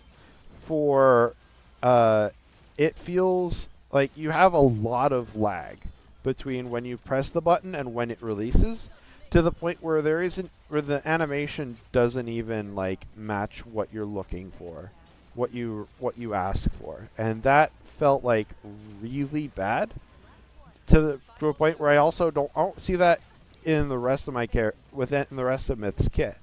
Now, keep in mind, like that wasn't a deal breaker. Like her left mouse button just feels way too good. but it's like and also just you can kind of circumvent it if you focus just on charging your left mouse button and right mouse button, but like those like okay, like those just didn't feel great, but it's like Myth is still probably my favorite character in this game, easily. Well, maybe Nyx is a second, but okay. Select your hunter. Then now I'd like to talk about something a bit different. Like we're going to talk about what went wrong with Supervive, and I made an outline.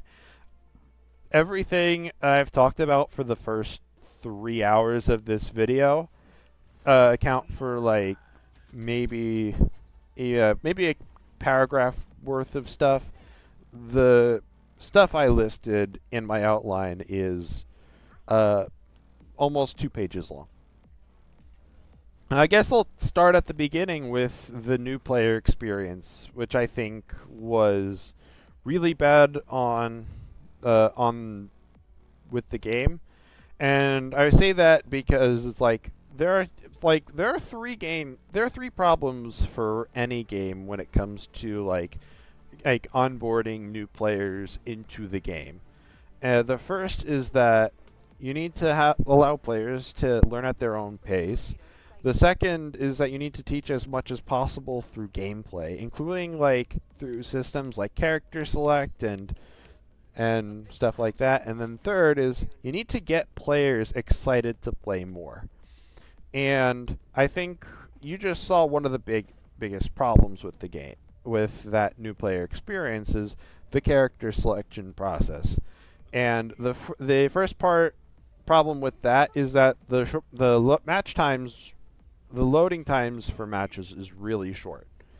And the reason that's a problem is like if you're a new player and you get into a game and you have no idea who to play, then you're just gonna pick some random character, and it's like you may not like that character, and that first impression might just hurt your experience playing the game for the rest of your time there. And it nearly did that with me when I first like picked up Shrek. I had this exact problem where it's like you have very little time to actually like pick a character. And just as a clarification, this isn't simply a problem for the new player experience, as oftentimes stuff that's bad for new players will affect experienced players too. And like in this case, it's like you have maybe 5-10 seconds to pick your character, but this creates problems for experienced players too, because like you don't have time to talk strategy or anything before the game. It's like Eternal Return has a character select that's like 30 seconds for everyone, not just as the person that's technically picking last. And it can do that because like everyone picks at the same time, and sometimes there might be some issues with people picking the same character, but it's like that's not a big enough, like you can react to that and just choose a different character. Whereas like in Supervive you can do that, but it's like there's a lot less time that you have in order to do that. And then the other problem it creates for experienced players is like, what if you have a weaker PC? If you're the first pick, you can have games where you have less than 10 seconds. I'm assuming it's 10 seconds. That's why I'm saying 10 seconds. I haven't actually timed it. But like the main concern is that if you queue into a match, you don't have enough time to actually like make a distinct character choice. And for experienced players, for new players, that might ruin their new player experience and might get them to not play the game anymore. For experienced players, it means you can't talk strategy, which is like an important.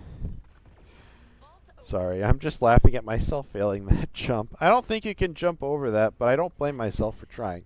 Anyway, those short match load times makes it hard to engage with the strategy and the characters and all sorts of stuff like that.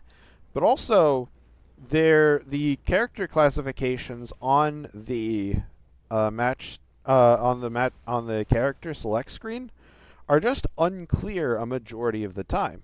Because, like, for reference, there are 5 categories of characters: fighter, or initiator, frontliner, protector, and controller. With fighter being presumably main damage dealers, uh, initiators being characters designed to like initiate fights and usually from a tankier position. Frontliners are supposed to be there on the front, soaking up damage. Protectors are basically like the supports of this game and basically designed to just heal players. Mostly heal players. That's the main utility. Because like everyone has utility in some shape or form. And then controllers are supposed to control space, which is fine. Like the presence of those categories isn't the problem. It's that the categories themselves are very unclear. And the reason I say that is within the fighter category, there's a lot of ways that characters can deal damage, ranging from long-range marksmen like Myth or Shrike to like short-range damage dealers like Brawl and Wukong, and then there's stuff in between like I guess Jewel. And I guess technically Shiv would kind of work, where it's like she's mobile, but she's trying to space at very specific ranges and stuff like that. And then the initiator, frontliner, and protector categories are all collectively represent less than all represent like maybe 40% of the roster. It's very lopsided towards fighters, which make like 40% of the roster, and then controllers make up like another 20%, and then the last 3 categories make up another 40%. And then finally it's like, and then you have issues with the frontliner class where all of those characters are play very differently. It's like Felix wants to do his best Leroy Jenkins impression and just jump into the middle of the enemy team. Oath wants to sit by his carries and just soak up damage for them and maybe heal them if he has to. And then finally, Nyx is somewhere in between, where she wants to be like in the thick of the enemy team, but doesn't want to go like all the way in. And finally, it's like controllers also represent a wide variety of playstyles. Like Mercury has a lot of healing elements that kind of makes more sense as a protector. Or Tetra feels more like a frontliner, considering how much tools she how durable she can build, and how many tools she has to protect her team from the front line. Also could be considered an initiator too, which I would say would be okay. And then Celeste, and then the other 4 kind of Hudson is kind of more of like a damage dealer that just happens to have like these traps or whatever, and then like a lot, which is consistent with a lot of the fighters. And then the other 3 are kind of like spellcastery type of damage dealers that want to deal damage more with spells than with their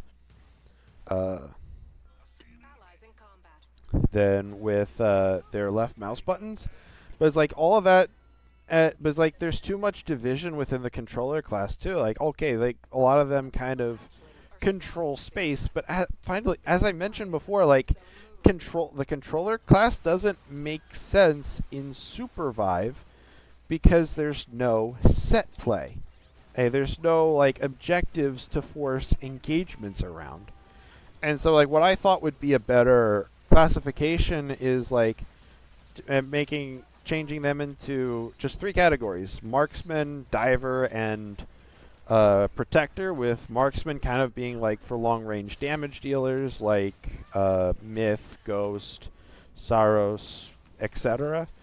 and kind of replacing the fighter class, then and then the diver class would kind of be more for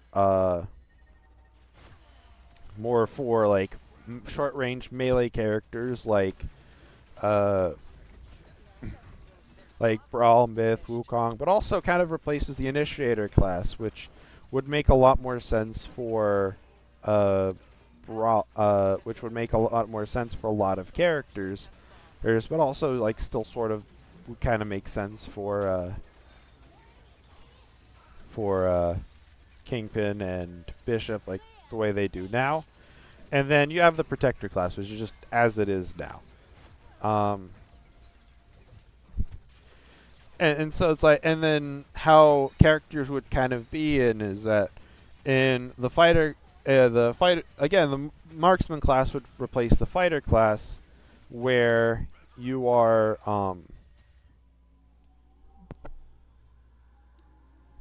sorry, where it's like you have most of the characters that are currently in the fighter class would still be there, but then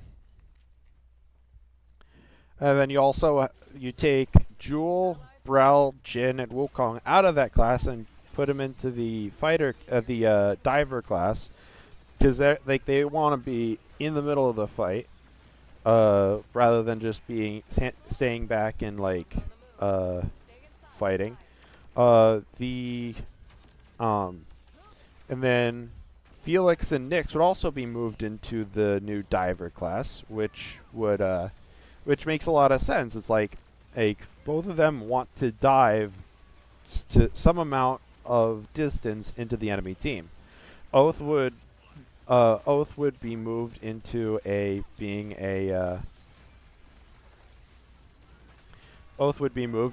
a protector, which makes sense because he is in Oath's case. He makes a lot more sense as a protector than a lot of the other protectors do. Oh, because he's physically protecting his allies with his shield, and then also still has the heals and utility that the other protectors do. And finally, moving the controller class into the other categories, Mercury, Bebo, and Void I would put in the protector class. With Mercury and Bebo, they definitely have heals. That would make them sensible in the protector class, whereas Void is a spellcaster that doesn't really fit any of the other categories. I think Void is probably the least fitting fits the least into this system. Because the way he deals damage is so unique compared to the rest of the roster. And then for other characters, Tetra would be made a diver. Makes sense. She's melee and has a bunch of solid melee abilities. And then Celeste and Hudson would be shifted more towards the marksman role. Hudson makes perfect sense. He deals damage very comparably to a lot of the compared to a lot of the marksmen in the game. And then Celeste kind of does something sort of similar. The bulk of her damage was always on her right mouse button, but her left mouse button actually got quite a bit of a damage boost from launch, I think. At least that's how I felt about her.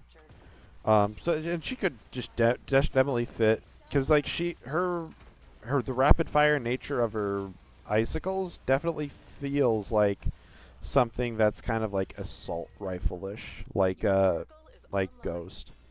And it's with that, each there's still only 7 protectors, but that is better than what we have now, where there's only 3 characters in that category. And then there's 9 or 10 each of divers and 8 to 10 each of divers and marksmen, which is a bit more clean. And then each category makes more sense. Like you can look at the marksman roles like, hey, a I'm a long range damage dealer that doesn't really provide much support outside of my existing utility. And then with uh, with the divers, like, okay, I'm playing a character that wants to get into short ranges, and fight people. That was such a good punch. I'm sorry.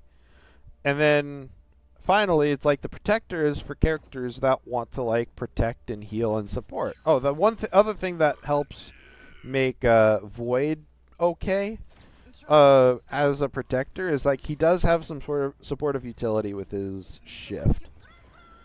So I think that all makes a lot of sense ends for those role changes. And then there are a whole bunch of like problems that kind of existed in beta that that kind of like made the game a lot harder to pick up and a lot harder for new players to play. And one of the biggest issues a couple of the biggest issues is something that kind of see right here, but although not anymore. One of the things that the drop screen did back then was that here you'll see like the different colors of each team, and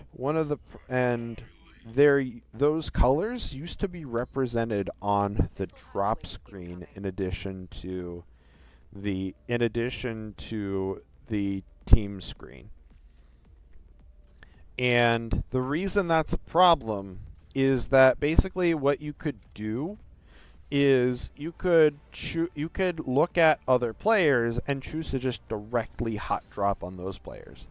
Hot dropping, for those of you who don't know, is basically when you drop and you immediately get into a fight with another player, and that ends up being a big problem because Supervive has also historically historically been very snowbally, where one lead can and allow you to very easily get out of control and convert small early leads into big ones.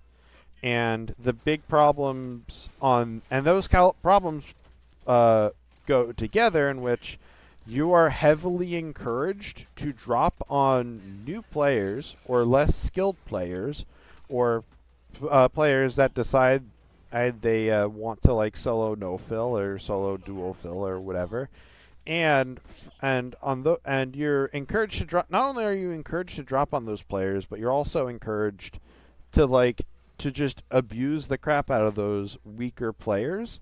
And that is extremely unhealthy for newer players because it means like the newer players just don't have a good experience. It's like as a community, you want people to play your game and you want people to play the game that you're playing so that you have shorter queue times.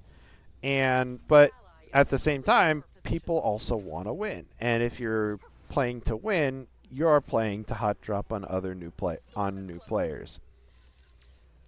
So that was completely miserable.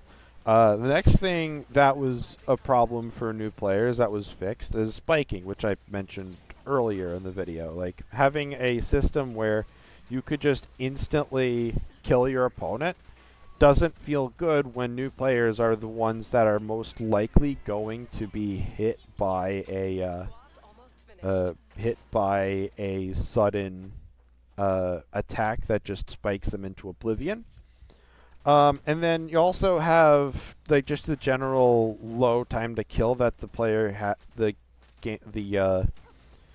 game had back during the beta, and I think maybe a little bit into launch. And so with that all of those problems compounded into the game just being hard for new players back during the beta, which of course was a problem and they might have been fixed, was like a lot of the players that tried to pick up the game were new players that started in at the start of the open beta, where we had like 40K or something, I think the number was. But it's like that ended up being very toxic for a lot of players. Next is like there's a big information barrier to the game. I mentioned like they're really small vision cones that don't give you a whole lot of like room to make decisions surrounding like whether or not I should get third partied or whatnot. There were also a few changes that the devs made after launch that I think also greatly hurt the game, and a lot of other players will agree with this. The first one being the Hunter Mastery system, where basically what it always was is that it was this this meta progression system, where players could gain resources, out of game resources that you can like show off, usually cosmetic items that you could show off in games. It also had a lot of like characters there too. Show off a lot of characters. And what they changed it with the Eva patch, around the time that I stopped playing, is they changed the early levels of that so that you're unlocking basic game mechanics like consumable slots, or you're unlocking power slots, you're unlocking different modes, you're unlocking execution animations, which I think was like really awful, because like one of the biggest things I said here, one of the biggest problems is like this keeps players from learning at their own pace. It's like the other changes I made here. It's like you get launched into the deep end right away, but it's like with this one, it's like if you actually do get through that initial hurdle, you are not allowed to actually like play a large portion of the game until you actually get until you actually get enough experience to get through that part of the mastery path. And then you also, it also has a problem where it's like it reduces players' excitement to play more, specifically with unlocking the execution animations, where it's like if you randomly stumble into an execution animation, and a lot of those execution animations are like really cool, and if you don't get to view those, you're not going to have a lot of fun. It's not that you're not going to have a lot of fun. It's like those animations are going to give you a hook to get you to keep playing more. And so the entire point of those execution mechanics should have been it's not even like a burden of knowledge that you have to overcome. It's that you have to it's just something that's there that's kind of fun and occasionally useful, and it's like it doesn't keep new players from learning the game. It's like they have, I think, there's a not very big disconnect between what actually frustrates a new player and stuff.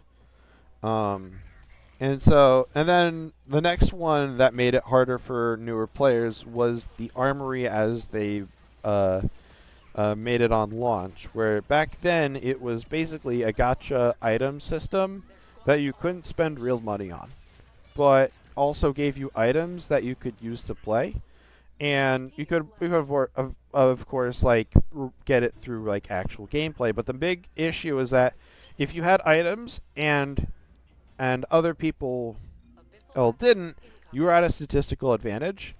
And if you had you could have stronger items than other players just through your own gameplay, and that was a problem.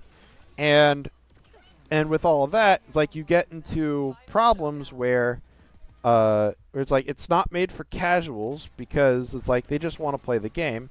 It's not made for competitive players because the system created a lot of competitive integrity issues.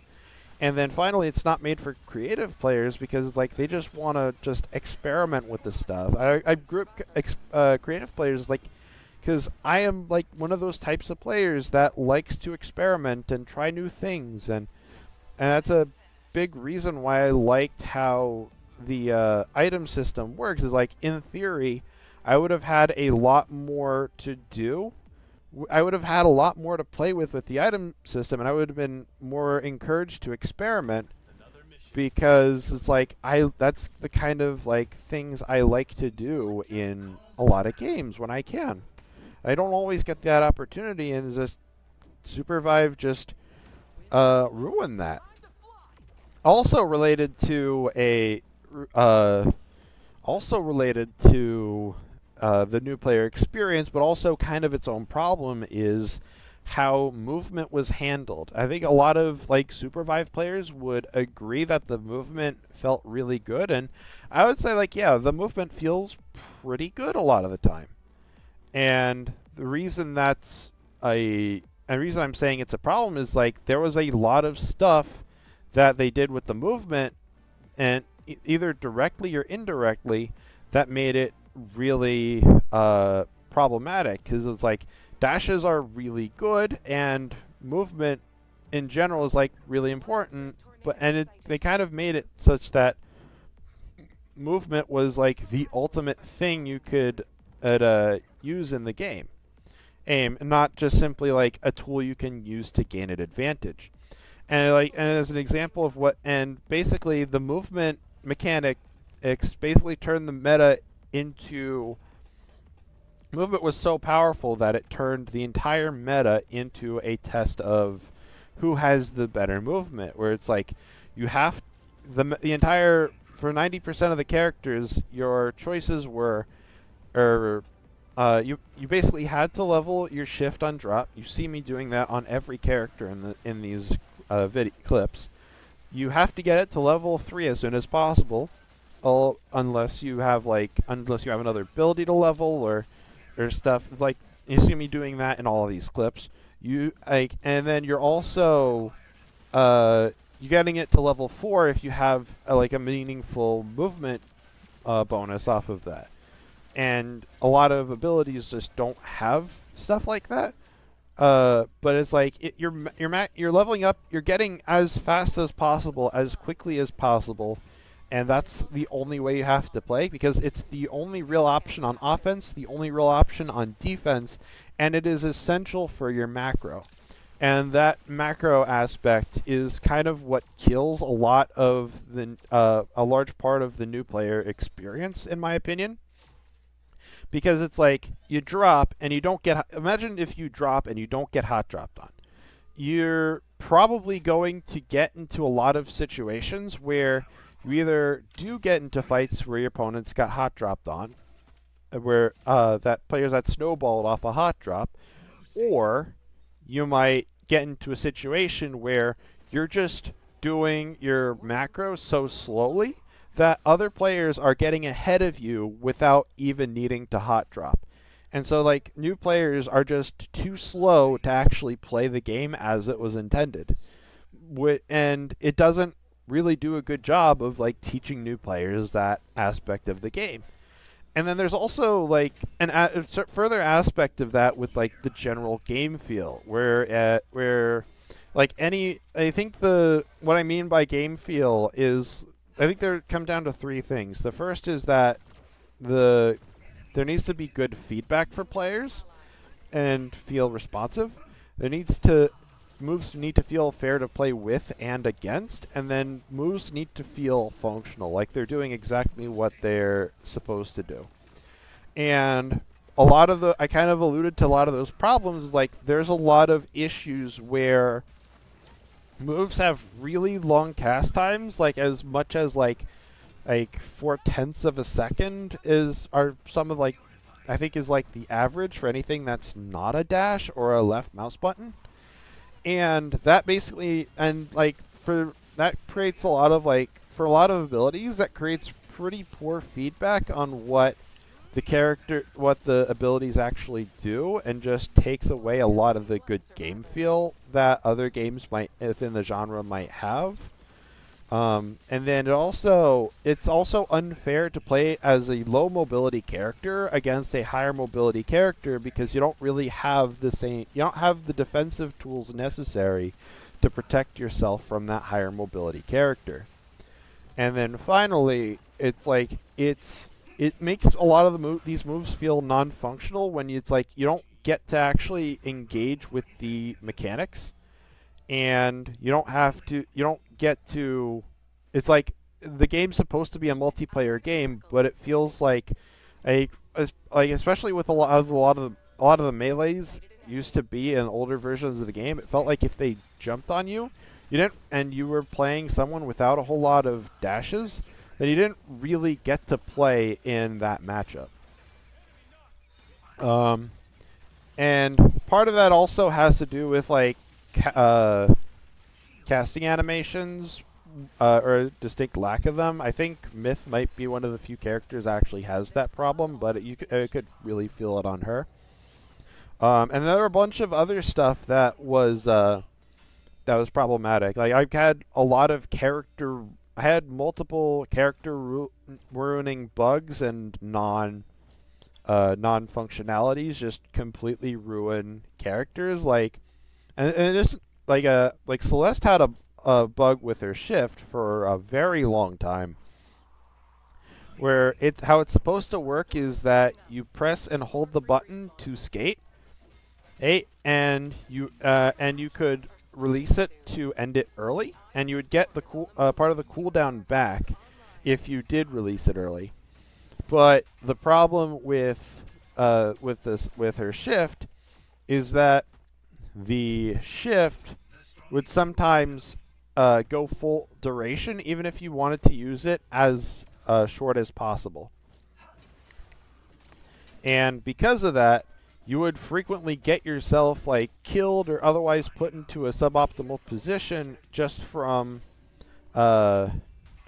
getting into a just because the game decided to bug out. And then there was also another issue with knockbacks, which I'm not sure was I think it was like a bug. I think it was actually a feature rather than a bug, although it was a really awful feature where a lot of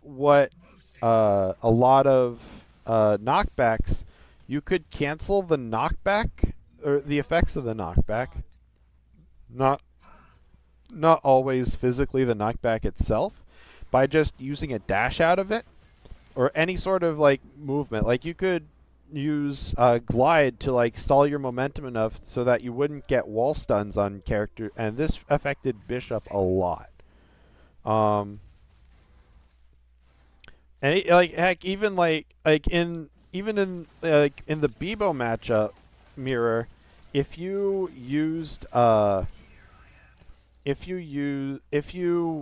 were both charging your bat and you both wanted to hit the other with your bat, then the optimal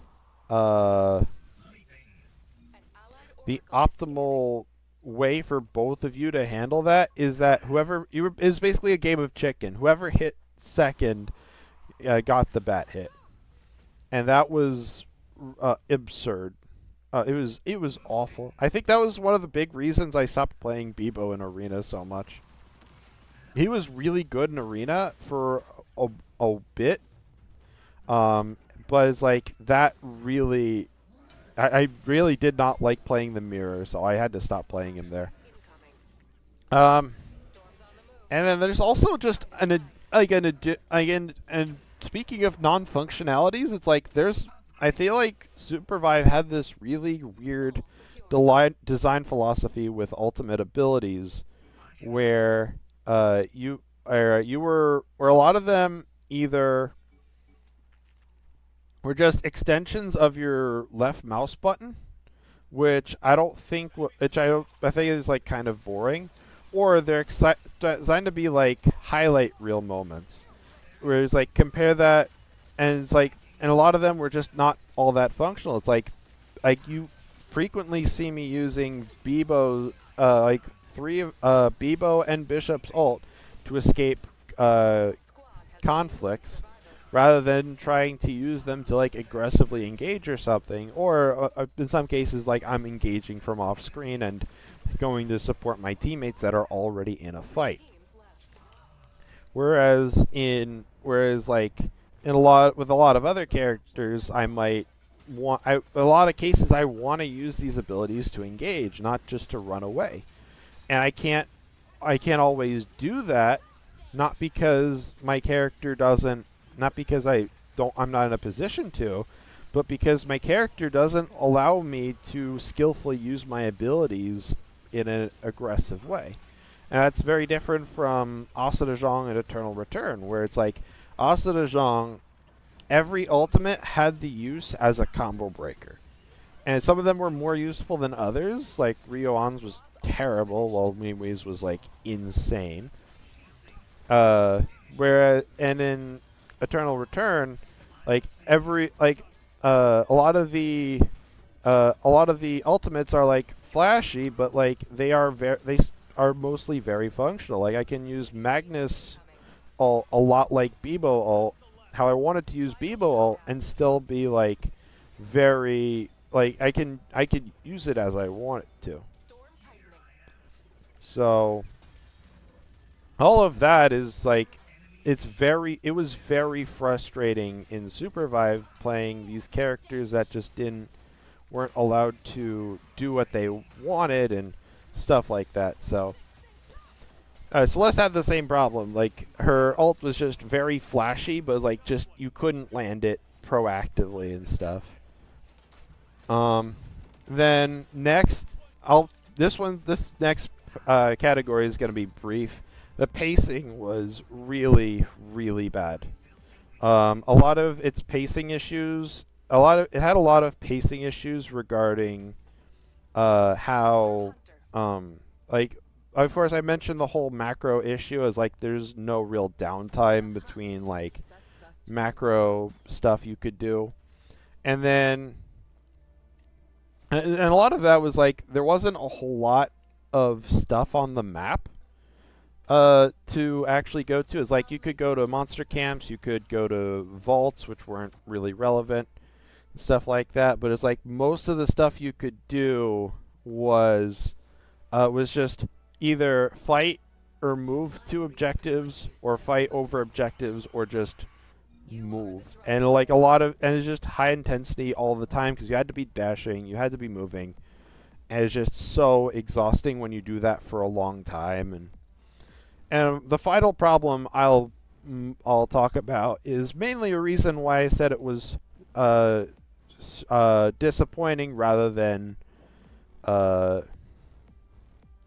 like sad the way I did with Asa de Zhong. Is a lot of these problems were just because of the developers. It's like Theorycraft had demonstrated like a very strong inability to listen to feedback, and that is like there are a lot of like I mentioned like a few of these already, like the Hunter Mastery changes and the Armory changes, and there's a lot of and there's a few others that I didn't really mention, like there's a lot of movement tech that Supervive lost over time. It's like a lot of cases. Of course, bunny hopping makes sense, but like that was really necessary for macro. There are some, it was like the big ones that got rid of. Or there was one patch where it's like they removed a whole bunch of mechanics like dash jumping and dash gliding and stuff like that. For reference, dash jumping, you can dash and then jump and keep your momentum. With dash gliding, you could jump, glide, and then jump, dash, and then glide, and then you'd keep your momentum. And just a whole bunch of stuff that let you keep your momentum. And Theorycraft removed a lot of the movement tech that allowed players to express themselves in both skill and in character and stuff like that. And there was another patch where they removed Wind Ring movement tech, where if you if you canceled your glide right before going into a wind ring, you would get an extra boost that would make you go a lot faster than you would normally be able to. And that was also like pretty fun movement tech. And it was completely universal, so it wasn't like causing any balance issues or anything. So I don't. They're like, why get rid of it? So, and there's like a whole bunch of other stuff. Like Brawl LMB is also another like really interesting case. I mentioned earlier that they got rid of the knockback on Felix RMB and Brawl left mouse button, and they brought it back, and literally no one wanted it. No one liked it. Uh, I kid you not. And the reason for that is people didn't like playing against it because it would cancel your dashes, which, as I said before, was like everything in movements, like everything in Supervive. So you can't move, like you can't really do anything. And then for Brawl players, it would keep opponents in their optimal sweet spots, and or which reduced the skill expression that Brawl players liked. But also, it in some cases it would just knock players out of your left mouse button, and it would just couldn't stay on the target as much. And so it's like no one liked the change, yet it stayed in the game for like months and never got removed until like a recent patch or whatever. And it's like they rarely listen, they didn't always listen to feedback. And even when they did listen to feedback, it's like there were a lot of like stuff that there's a lot of communication issues and stuff like that you couldn't. It's like you can't be be a developer and not listen to your players' feedback, because it's like that feedback is, well, like players want a good game the way the developers want people to play their game. And so it's like you have like game development requires two lines of communication. They need players to give them feedback on what's wrong with the game, and without that feedback, you just don't you just have a significantly worse game as a result of it. So there's actually something else I wanted to mention. I really realized I didn't mention at all, and that's the fact that I really didn't like the fact that some abilities could revive players, like some basic abilities, uh, when it's like reviving is just really powerful, and having part of your power budget behind reviving your allies just doesn't feel fair. It would have been fine if it was like it required maxing a heal or something, but it shouldn't have been been there for by default on Oath Q. It shouldn't be there. It shouldn't be a thing on Bebo Q, and it certainly shouldn't be a thing that Mercury Q should have had. Let alone she shouldn't have a passive for it. So anyway, that's enough from me. I hope you enjoyed this video, and I'll let the rest of this footage play out, and I'll see you in the next video. Don't worry, it won't be 4 hours long like this one is. Take care. Rainfall.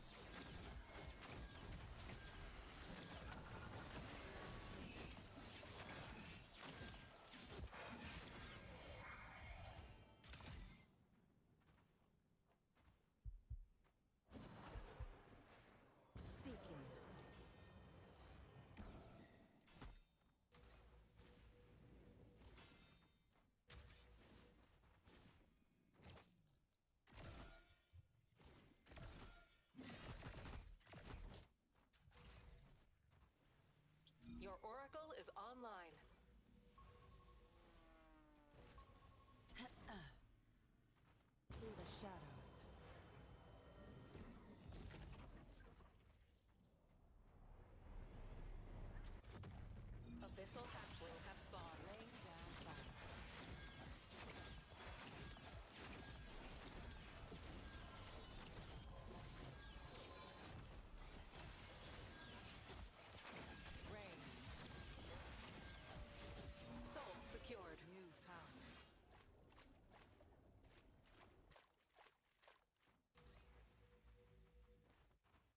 Move here. Phasing. Rainfall.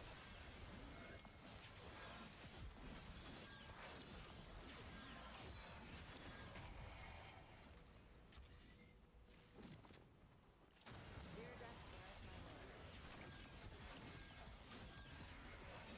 Enemy in base camp vision. I blossom anew. Cancel that. Through the shadows.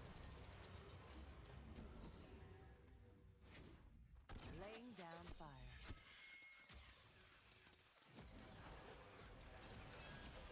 Allies fighting. They need to try us. The sky opens. Half the squads have been eliminated. Squad's finished. 3 teams left.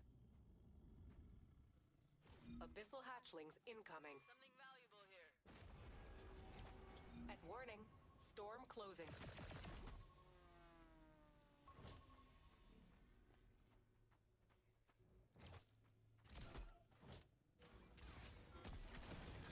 Rainfall.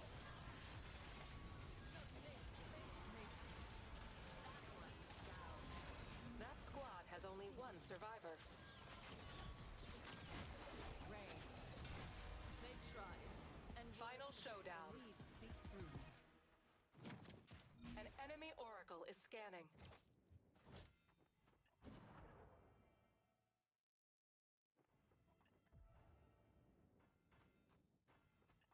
Dear Death, guide my way.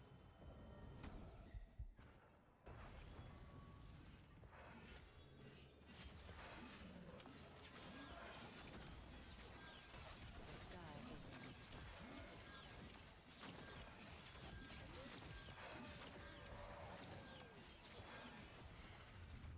Abyssal hatchlings have spawned.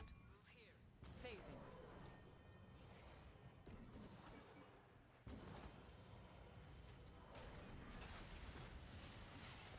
Laying down fire.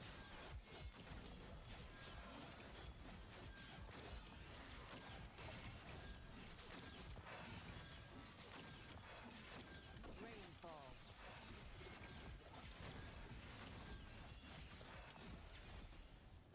A blessing. Restoring Thank my you. health. Healing.